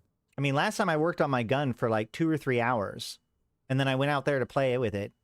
And then I can't remember exactly what happened, but I got to the point where like if I fucked up again, I might lose it. And boy, that probably was the most pressure. Like I said, I don't remember the conditions that led up to it, but I remember very much the oh my god, put down the thing. Please, please. Oh God, put down the shield. Oh God, oh God. Equipment. I'm leaning into this, etc. And all of a sudden, like you are way more invested in the world, and you like doing stuff, and you actually start working together. See, because you have 3 lives, right? So like you're down there, you're doing stuff, you lose 1 life. You're like, okay, fine, whatever. And then you lose your 2nd life, and then you realize you've got 1 life left, and then you're like, oh, the pressure's on. The expeditions are going to help that as well. Like the expeditions lean into different ways of achieving things. So they branch out in different directions. And some are a bit more like, right, just go here and kill 5 of these guys or 12 of these guys. Or go here and gather these resources, manufacture this thing. And you might be thinking, oh, I can probably get through the expedition by just, I am a hammer, everything is a nail. Or I can try the resource game. I can try manufacturing things now. I can lean into a bit more of that. I think the better player will always be doing both. But I think you can rely on that community feel, and especially for players that care about PvP. Insurgency very quickly, which is our 9v9 PvP mode, Insurgency very quickly turns into an arms race, right? It is people going down with their best gear, because you don't lose your gear in Insurgency. It is kind of a proving ground. Go through the game, gain that power, get the chipsets, manufacture what you want, and then take your best gear into Insurgency to see who's the best. See, I think that Insurgencies you should still be able to lose your stuff if you like die out, right? Best of the best, and you're coming up against players that have got fully kitted out weapons, and now that we've got multiple weapons as well, they're going to be coming down with more than 1 fully kitted out weapon. So it becomes a bit of an arms race. Not immediately. I'm not saying it's just full of clubbing, but like it is competitive. And to be competitive, you have to go on that journey of that power. And there's a meta, and there will be a meta, and even if it's not a sync right now, if there's no loss in it, there's absolutely going to be a loss. But we want people to actually have something to kind of strive for during the event. So like go wild, try to get. Yeah, I mean, no loss makes sense on a short-term event like this. When it's more long-term, obviously, there would need to be a way to make it so that somebody doesn't just become the apex power and then fuck everybody. Get as many like powerful things or different chipsets, etc. Try them out. You won't lose them in the PvP mode. And this is also like a cheeky thing. Like, we also want to see like what meta comes out, what needs to be balanced, etc. So like go wild, like duke it out. Post your like most famous victories, like try to Q sync, get like 9 on the side to try to be on the, but like, yeah, game it, like try to win, try really to be the best of the best if you want to like go there. But you're going to need equipment. You will not win 9. Right, exactly. Ultimately, everybody suffers loss because at the end of the cycle, everything gets wiped. So it makes sense for it to only be progression, or at least mostly be progression for the purposes of the playtest. Pros against another 9 pros. Bare naked versus like fully kitted. That's not going to happen. So go wild. It sounds like... Yeah, that's a good point. Like getting an A-type drop would be a 5-run blueprint potentially instead. But like I said, like I feel like the relationship that they have gotten, I really enjoy. Where it's more about like if you die out, then that is a problem. But a single death doesn't have to be, right? I feel like that ends up, again, like that idea of like, okay, I lost 1 guy, that's fine. Oh no, I have 1 life left. That changes the pressure a lot. And I feel like that really, really, really works as far as the gameplay, especially with the squad, because the 3 of you are going together. You're trying to bank new biomass. Somebody dies. Like if you have a person who makes a mistake and then they die, they're costing everybody that life, right? And so it's like, in my experience, having played Vanguard so far, that feels better to me as far as like a balance of loss versus not loss. Like just dying once, meaning that I lose everything, would make me extremely risk averse. But the fact that I only lose it if I die out puts pressure on it, but doesn't make me like too terrified to bring the gun in the first place. Also kind of something you'd always want in your survival games, where it's like, okay, I've got all this stuff now and I need to go do something. I don't want to bring this stuff there, but I'd love to have like a place. My Sunday fancy car I drive out when... Yeah, but that's the elder game. Like that's the difference between an extraction shooter where you're like always worried and it's always going to be like a luck of the draw. This is different. This is taking all of that progression and applying it in a different direction against similar like-minded people. And maybe we've removed some of the hardcore PvP sweaty playstyle out of the sandbox into that, because that's basically more competitive, more fun for that kind of playstyle. And we won't stop. Was I risk adverse in Dust? So yes. Well, 2 ways. First of all, I loved being a dropship pilot. So the thing that pissed me off about Dust was the fact that people could use the free, like there was 3 free loadouts, and one of the free loadouts was a Stinger missile. And so people could, like if my dropship pilot, or if my dropship was becoming too effective, more and more people would swap to the missile launcher, and they would have it be readily available because it's free. And even if that missile launcher didn't do that much damage, it did shake the thing. So like if I'm flying around through the buildings and stuff, or if I'm trying to like do more tighter maneuvers, a single missile could knock me into a wall, and now somebody with free equipment destroyed the most expensive equipment in the game, right? Like I'm having to spend a ton of money to have these drop ships, and it can be taken out by free equipment. And that always felt really bad for me. And so it made me not want to do it. And ultimately that was my biggest problem with Dust 514 as a player, was that like I wanted to be a dropship pilot, but the only real way to be a dropship pilot is to fly way up above everybody slowly. Like this idea of like strafing runs and other cool stuff almost became impossible to do because of the number of people that would just swap to Stinger missiles and harass you with that for free. The other thing is that because I had the collector's edition, like there was the secret code, or there was the code that had stuff for everything. So basically I got to have tier 1 gear for free. So like everybody else starts with the free tier 0 stuff. I got to have effectively tier 1 gear that was unlimited. So I mostly used my more powerful free gear in order to make money, so that way I could have drop ships and stuff, because those were the biggest, most expensive thing in the game. So yeah, I was absolutely risk averse in Dust 514. I never got into the deeper stuff. I never got into the more expensive gear, because it's like, what are you going to do? Buy 2 of them and then die twice, and now it's over? Congratulations. Yay. Up there. And ultimately, it's the reason why I stopped playing Dust 514 altogether. Right. We're always, we don't want to be a single mode game, right? We don't want to be defined by one way of playing. No, you're trying to tell me to mine, to do logistics, industry, and then go out and shoot people. It sounds like a lot of games. It reminds me of like the changes that they made when they started like putting in low sec sites that were gated for like a number of people, right? So like, oh, I can't go in and kill those people because they put 3 people in the site with their marauders, and then they're totally safe inside. Well, yeah, but like you're asking people to take their marauders into low sec, right? The danger is getting them in, getting them out, you know, all that stuff. By giving them a bubble of safety, by giving them an idea of safety, you're going to get people to actually do the task. More people are going to do the task, which means you can catch them out off the gates, you know, other places and all that sort of stuff. So, you know, if it's too dangerous, if it's too exposed, then people are just not going to do that activity. You got to trick people into feeling comfortable, you know. You've got 3 lives, so you should be comfortable. You can take your best weapon. It should be fine. And then things start to go wrong. And that's when things ramp up, right? That's when the pressure happens. And exactly, but we'll create different experiences like for that. Like we've got the sandbox that sits in the middle that you can do all of those things. We've got a specialized PvP deployment. We'll create... Right, Jeff, but in that point, then none of the deaths matter. My point is to, with this version of it, you get people to commit because there's a blanket of safety, but then every once in a while something goes wrong and that blanket of safety disappears, and suddenly they realize how vulnerable they are. And that's when you begin to panic, and that's when the pressure's on, when you're on your last life, right? Very much like Hollow Knight, right? Like I feel great. I'm fine. Everything's fine. I took 1 hit. I'm fine. Everything's fine. I'm at 1 hit point. Oh my God. Every single second, that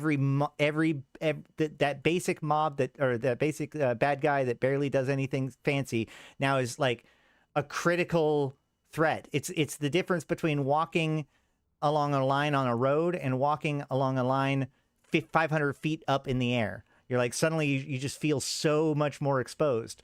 But you wouldn't do that if you could calculate that in at the calculation phase, right? During the calculation phase, when you're making the drop, you're like, it's fine. It'll be fine. Everything's fine. Most of the time it's fine. Then it's not. Create a specialized mining deployment. Like, you know, you won't all, like if you, there may be rare occurrences where a planet comes into view where you can deploy down to, and it's just a small map with very rare resources on it. Right. It's just about going there, getting your stuff and getting out. We could make PvE raids where it's just about a more single player experience with you and And you're right, Jeff. And there is ways I'm just talking about like, and it does balance out really well in EVE, but I'm just saying like this idea, especially in a shooter where you're probably going to die multiple times in any given drop. I think it makes sense for there to be that, because that was when I first got into Vanguard, I actually didn't like this fact. So I had to chew on this for a while in my own head. Because it's like, oh, well, I died, but my gun's not there. That's weird. Like the whole point is that like when I die, like that body's dead. All the stuff that was on that body's lost. That makes sense. But like from an actual gameplay point of view, I just felt like it created much more interesting situations to not have it be that baseline, that streamline, that like jump into a new clone. You've got 10 loadouts left. You've got 9 loadouts left. You've got 8 loadouts left. Like, New squad are going in and completing something that's a bit more structured. We kind of want to have our cake and eat it here. We're being, the sandbox is the first thing that we've made and we're putting forwards, and there are extraction elements to that. And that will be at the core of player progression, but we will continue to keep making different experiences, different modes that always sit alongside that. We want this to be a theme park of shooting games. Every kind of mode that we've always really liked. And I would have avoided that word if I were you, but okay. We can add to this. And we think that is really how an MMO works, right? You've got your raids, you've got your dungeons, you've got your general exploration, you've got your PvP. All of these things coexist in this arena. So people who like bits and pieces of that or this, they can go and do those things. Mm-hmm. This is why I like to say that EVE Online is not just a sandbox, it's a playground, right? Like it's not just theme park and playground and sandbox. There are elements of both, right? Like a playground has slides, it has roundabouts, it has all these different things, and then it also has a sandbox, and EVE is kind of closer to that. So yeah, there should be theme park elements in it, but that phrasing that he just gave is not going to sit well with a lot of like old school EVE players. They're going to have an instinctive negative reaction to those words. And a lot of self-description around people, for example, from EVE, even World of Warcraft, is that the MMO part is not just like, I need to be with like 10,000 people all the time. It's the feeling of being in a world where other people are, but still doing your thing. Like, it's not really the need to do something with another person like that drives the MMO. It's more like the illusion or the experience of like, this is a full of life world where other people are. And that's interesting because the core demographic for Vanguard isn't old school EVE players. That's correct. But for Vanguard to be truly successful, likely they will, like, it behooves them to have support. It would be better for them to have the support of the EVE community versus no support of it. Like, because they need advocates. They need people they need evangelists of the game. So we maybe assume that everyone wants to be like, yes, almost every MMO. That's one of my points, and it's something I've talked about a lot with EVE Online. Pretty much, like, MMOs have sandbox elements and have theme park elements. This idea that EVE is a sandbox is actually kind of a misnomer because there are plenty of theme park elements in it. We used to have that conversation a lot, especially during like Invasions, because like when Invasions started, people were saying that Invasions was bad for EVE because EVE is not a theme park, it's a sandbox. And obviously, like, Invasions became one of the most like amazing touchstone cornerstones for the EVE Online community and for, you know, all kinds of stuff that come out of that. Social in an MMO. No, you can't have Niarja back. Multiplayer game. You just want to have other people around you because that, like, it's exciting or it just like feels comfortable or whatever. But then you like World of Warcraft shards itself out, like doing all kinds of things. But like, it's still a world. You feel like there's activity, there's humans around. Yeah, a lot of games at the moment are this is quite funny. The peak of where they are multiplayer is when they're in the deployment and you're doing things. You're on a server with other players, but you come back to the front end and you're by yourself. It's very single player. You're doing the single player progression things. You're interacting with NPC, traders and stuff like that. And that's a traditional kind of extraction game. You look at games like Tarkov and you look at games like Ark Raiders. That's how it fits out. You basically feel like you're just dropping in a lobby. Yeah, we are flipping that. When you're on a server in a deployment is when you're going to be around the least amount of players. You're on a server with 21 other players. That is the least amount of players you will ever be around. It's when you come out of that deployment, you're now in a universe with, we one day hope millions of players. That is a multiplayer meta. You're not interacting with, just a single player type of. That's a really solid way of putting it, Wizard. When I'm in my home system, I expect the same theme park rides, Carissa's Rats, 4 of 10, 6 of 10s, but those rides are in the sandbox, which is my own system. People move in and put up an ASBEL, make it public. Now my manufacturing gets better. I think that's, yeah,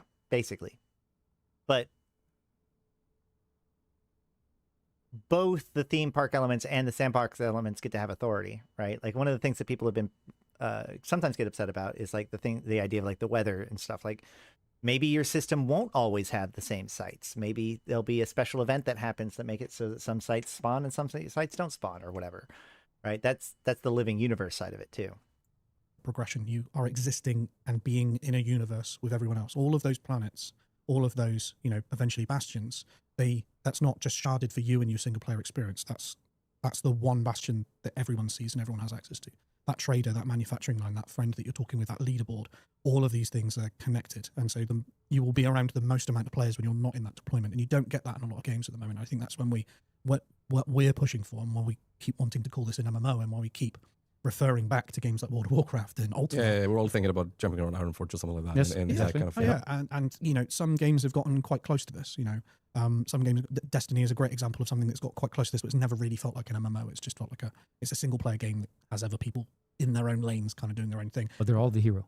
Yeah, but they're all the hero. We want to just make it's like one lane, it's one universe, it's one shard, like EVE Online. Everyone exists in the same space. If you see that planet turn from, you know, let's say there's factional warfare happening, turn from one faction to another, that's not you saw it differently, I saw it differently, or I'm at a different point in the story, so I haven't seen that yet. It's like, nope, that's one universe, everyone sees, that turns over, and the consequences of that impacts everyone everybody. sees. Mm-hmm. Yeah.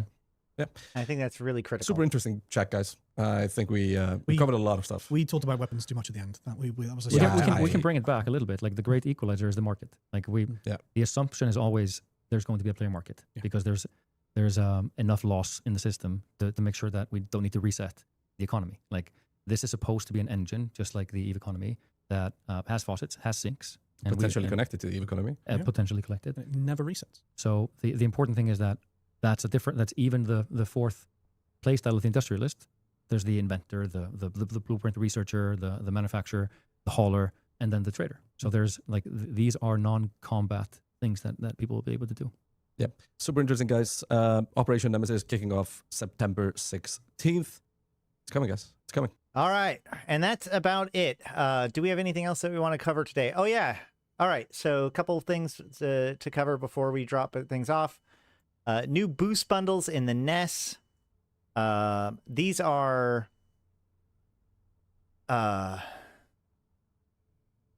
actually these are, I think, permanent additions into the game.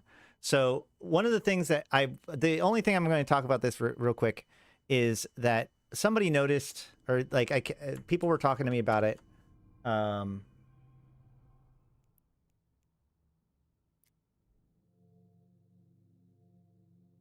What's weird about these, I know, a big change of what we're talking about, right? But so the Jump Boost bundle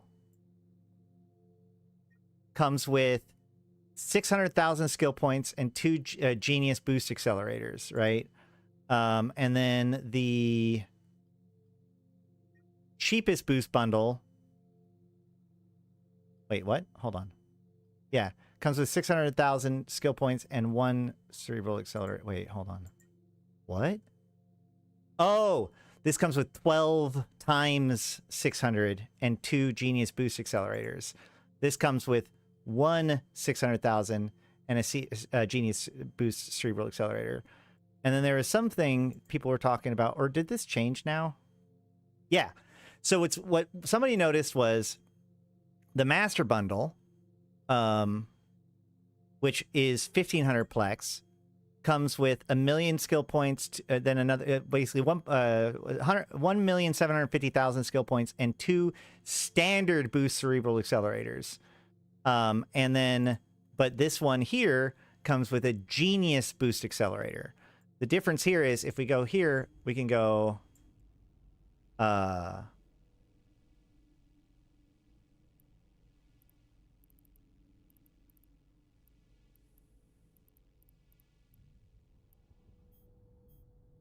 standard boost accelerator is +4 to all learning skills and lasts for 4 days. The Genius accelerator is 12 and for 12 days. So what's weird about this and what caused people to kind of get confused by this is the fact that the more expensive bundle has the worst has the less good cerebral accelerator, right?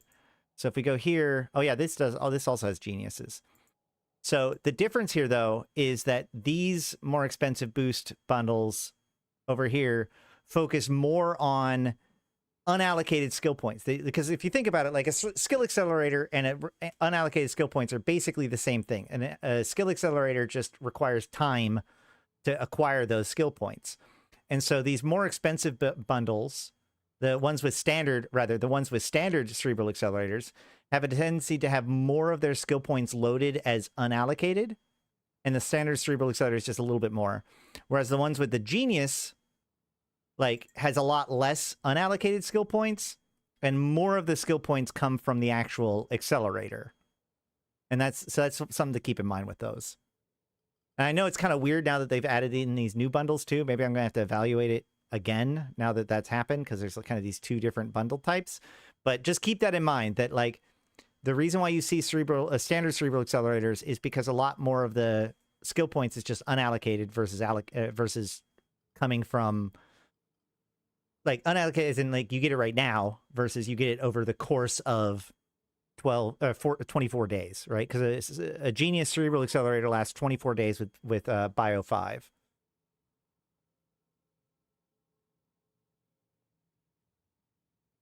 And then the other thing to talk about today is, for reference, Battlefield 1942 had 100 plus player servers and not an MMO. League of Legends is 5v5, so 10 players per match, but again, not an MMO, despite having millions of DAO. Yeah, I mean, like, League of Legends is absolutely not a MMO because there's no external context outside of any given fight. It's a game with a matchmaking lobby.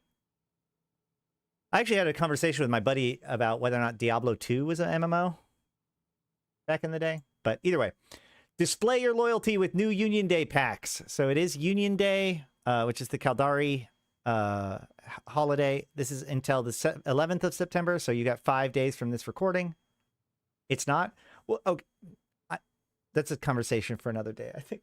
No, the real question is, and there's, if you really want to have a fun time with it, Josh Strife Hayes has made several videos about MMOs, and he made a really salient argument that basically says that, like, Dark Souls is an MMORPG about isolation. And if you, like, you'll probably reflexively disagree with it, but I'm pretty sure if you actually listen to his argument, you'll be like, okay. Either way. Okay, is this any good, though? I haven't actually looked at these yet. So we've struggled with some of these packs in the last few times, so let's go ahead and look. So 1,500 Plex is up. It's $75. Awesome. Now, obviously, that's with like, you can get it with a discount. But so, yeah, we can say, like, if you just bought 3 packs of 500 Plex for $25 each, you would have 1,500 Plex for $75. Now, obviously, you can instead not buy $75 for the Plex, but you would actually end up with 1,700 Plex if you bought these 2 packs, okay? So that's the comparison. So we're talking about 200 Plex worth of stuff, 500,000 skill points, 500,000 skill points. I mean, that's definitely not 500 Plex. And then you have the Jackdaw Vital Shift Ego skin, which I absolutely love the Vital Shift Ego skins. They're very pretty, and the Jackdaw doesn't have very many good skins, so this is a really good choice for a skin. We can actually, let's dock up real quick, and so that way I can log out and pop into Jita to see how much they are right now. I mean, sure, if everyone was online, but you can play Dark Souls offline and not be at risk of getting invaded or summoned. Can you?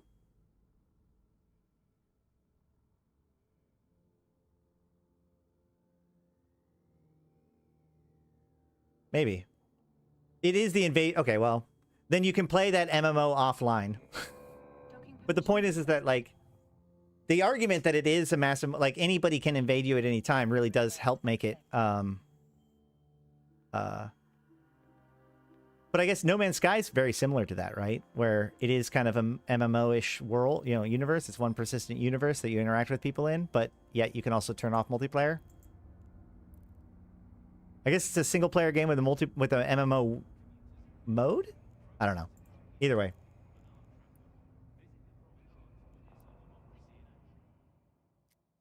The Widow Fireblade Gorilla skin's actually a pretty interesting one too, because so the Fireblade Gorilla skins were only available with like big packs.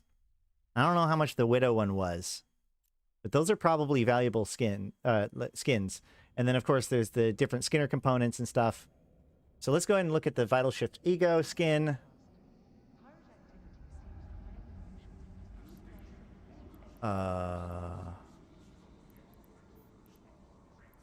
So right now the Vital Shift Ego skin is at 300 million, and you can see that it's definitely fallen off. Woo-wee. Holy shit. That's fun. So not many of them were bought. Hold on. Let's actually look at the table. Yeah, very few were bought overall, but because there were over 2 billion ISK each. And now they're 300 million ISK each, and there are plenty of them being bought. So hopefully you didn't have any Jackdaw Vital Shift Ego skins laying around as part of your, collection. But, I mean, I'm not saying that. It's kind of a good implication that it's going to go up in price eventually, like once this deal is over, right? Let's look. If I can look up Vital Shift. Are those still available? What is happening? There we go. Yeah, okay. Jackdaw Vital Shift Ego skin is 250 plex. So that should be about $1 billion, a little bit more than $1 billion. And as soon as this sale is over, it's going to still be worth 250 plex. So you could expect, I would definitely not sell it right now, but just realize that that's another billion ISK or so. Or more importantly, you could say that's another 250 plex.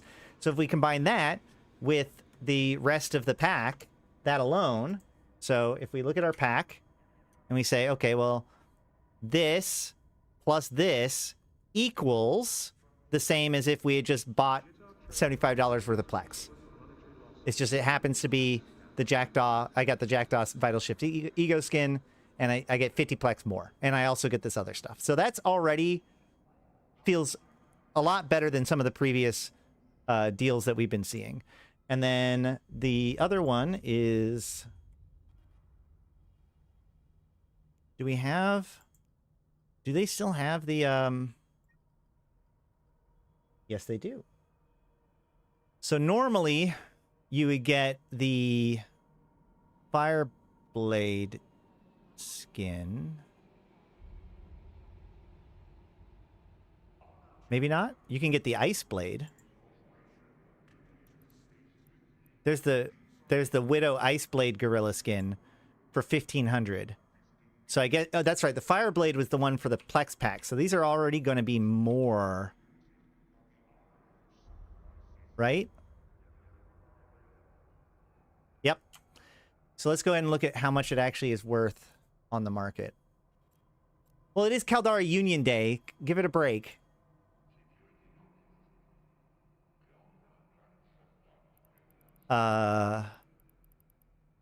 Fireblade Gorilla skin. So again, it's going to have a big fall off based on right now, but you can even see, like, so the Fireblade Gorilla skin is 3 billion ISK, and it's currently at 500 million, but man, what? Wait, hold on. Here we go. So it's currently at 500 million. So now is like the best time ever to buy this skin off the market if you want to, because it's way, way, way lower than it ever will be. Galente already had theirs. They didn't have nearly as good of a deal though. But yeah, like literally a week ago, one of these skins sold for 2.7 billion. So once again, if you need Plex, like, I guess my analysis of this situation is that if you need Plex, and or you like these Skinner components, like, this deal is pretty good, but absolutely do not sell either of these skins right now. Like, put them away somewhere. Both of these skins, also the Vital Shift Ego skin is one of those skins that is going to remain valuable even in a universe in which Skinner exists, because it has special effects that happen during warp, and it'll probably be quite some time before they add anything like that to Skinner. So the Vital Shift Ego skin will continue to be valuable and sought after and wanted. The Fireblade Gorilla skin, like, people pay a lot of money for their blop stuff. And as you can see, like, it also has this really cool particle effect. So both of these skins are going to be really good long-term investments. Don't sell them for $500 million. Do not sell it for $500 million. This thing is worth at least $2 billion ISK for this skin. But it'll take a little while because so many are being seeded into the market with this deal right now. So, and of course, that Jackdaw is worth just over $1 billion probably, just because it's 250 plex, and it's going to be worth 250 plex. It's going to continue to be worth 250 plex. So that's my advice for you. If you like this deal, it's worth it, but you're absolutely going to want to wait to sell those two skins for later.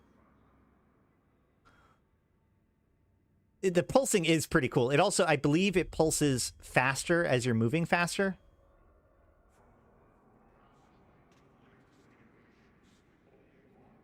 All right, but let's see. Is there anything else to cover today? There's the Alliance Tournament. We talked about that. Patch notes, that's mostly just fire stuff and other lighting effects recently. Hobo leaks, we covered. I think that's it, guys.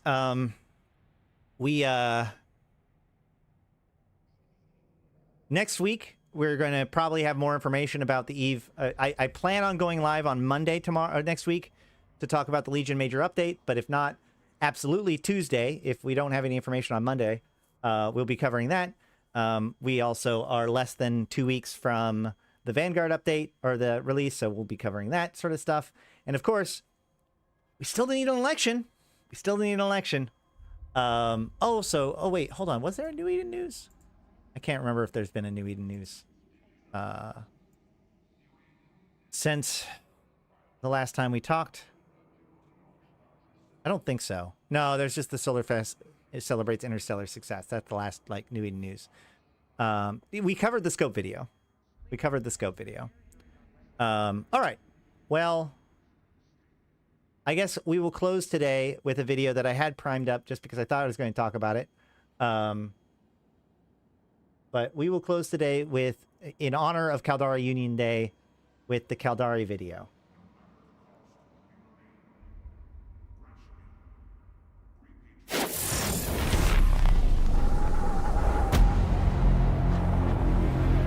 Cold wind remembers the darkest of days. When the rains of our world became laced with fire.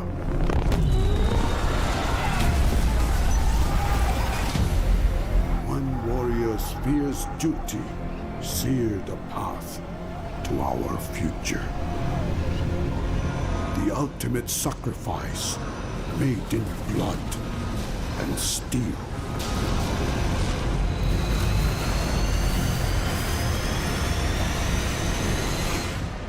We remain Caldari, no matter the cost.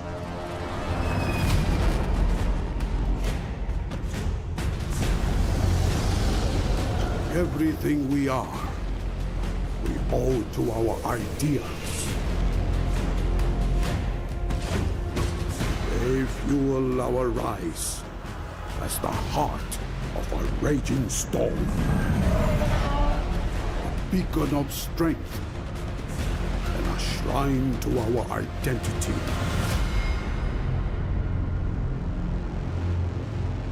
Honor and preserve your family, your corporation, your state. Without hesitation, without remorse.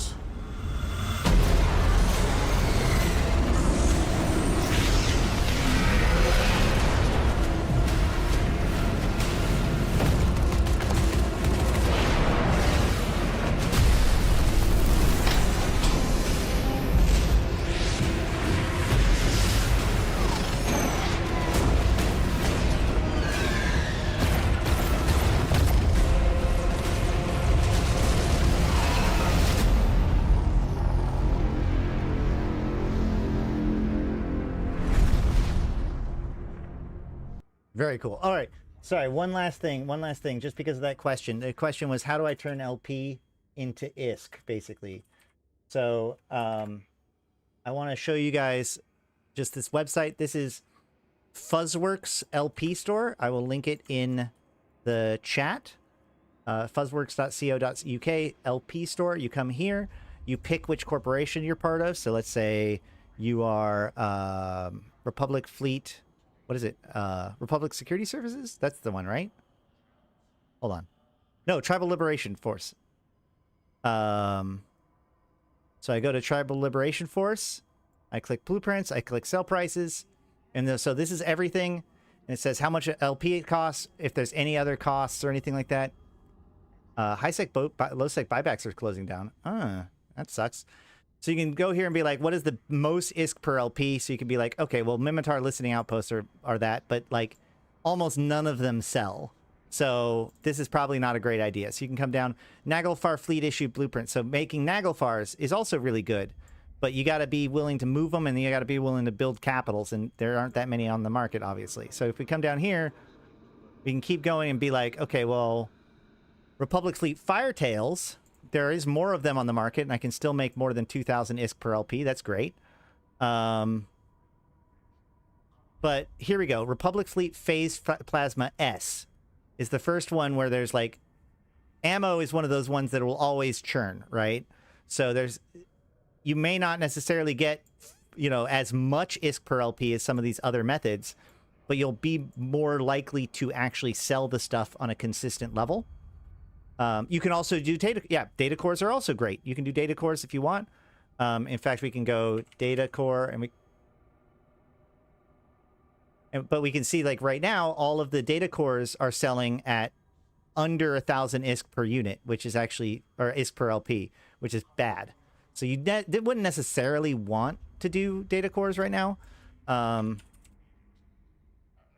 So if we look here, we can see like, Republic Fleet autocannons are really, really good, but don't sell. Not that many of them are up for sale. Once again, like you're looking at things like ammo. So Phase Plasma S. This Republic Fleet medium shield extender has 43, so that might be a decent one for a little bit. Here's Titanium Sabo M. There's more there. Phase Plasma L. So you can use this website to kind of tell what is like the current good thing. Data cores used to be good. Data cores were the way. Data cores are how I made my fortune back in like 2014. But as you saw, like because of so many different sources of LP and other places for data cores and stuff, they're not nearly as valuable as they once were. So yeah, there you go. And I think that should just about wrap things up for today. I have been Ashtarothi. I've been playing this game since 2010, talking about it since 2012, and I'm here to put even into context for you, my fellow Imperians. I'm sure there are things that I wanted to talk about today that I didn't get around to. There's just a lot of stuff to do, and I've been gone a long time. I really appreciate you guys hanging in there, and I really appreciate all my supporters. I've been talking to people on my supporters. If you want to become a supporter, you can become a member or a patron. You actually get access to the emotes if you're a member on YouTube, as well as... edited videos early and other like previews and stuff, and you get access to the member only chat or the supporters chat where I post pictures of my dog and explain what's going on and talk to people about what we might want to cover next, etc., etc. I have been wanting to do member streams, and I was going to do like a Hollow Knight Silksong stream yesterday, but then like I didn't really get very many people that was interested in it, so instead I just streamed it to the Discord and people had fun with that. I'm interested to know if people are wanting me to do more stuff like that. But yeah, otherwise, thank you guys for coming. Check out my other videos. I have, if you like this sort of stuff, I know I've been kind of quiet recently. I know that some of you used me to like go to sleep or chill out or whatever. Just a reminder, I have over 800 videos on my YouTube channel. Multiple of them, most of them are over an hour long. So plenty of content for anybody. Go out and have fun with that. But until next time, I have been Ashtarothi. Wait, I also want to give an extra special thanks to my top tier supporters, including my Immortal supporters, which are 745 MPSI, Arydanika the Queen, Bad Boy Smooth, Ebo Leet, Erladis, Elange, Flash Gordon, May, Malak Starfire, Malin, Mercuton, Mayak, Nephilim, LM1, Sheesh, Susuro, and Rid. Thank you guys so much. And thank you to Sheesh for those 5 gifted subs earlier today. And all of you for hanging out. Please make sure to like the stream and comment down below. That does a huge measure, for the guinea pigs, which are actually right. Oh, can't really see them, but there's the back of the cage right there where the guinea pigs are. I've been Ashrathi, the voice of New Eden, and until next time, I'll see you in space.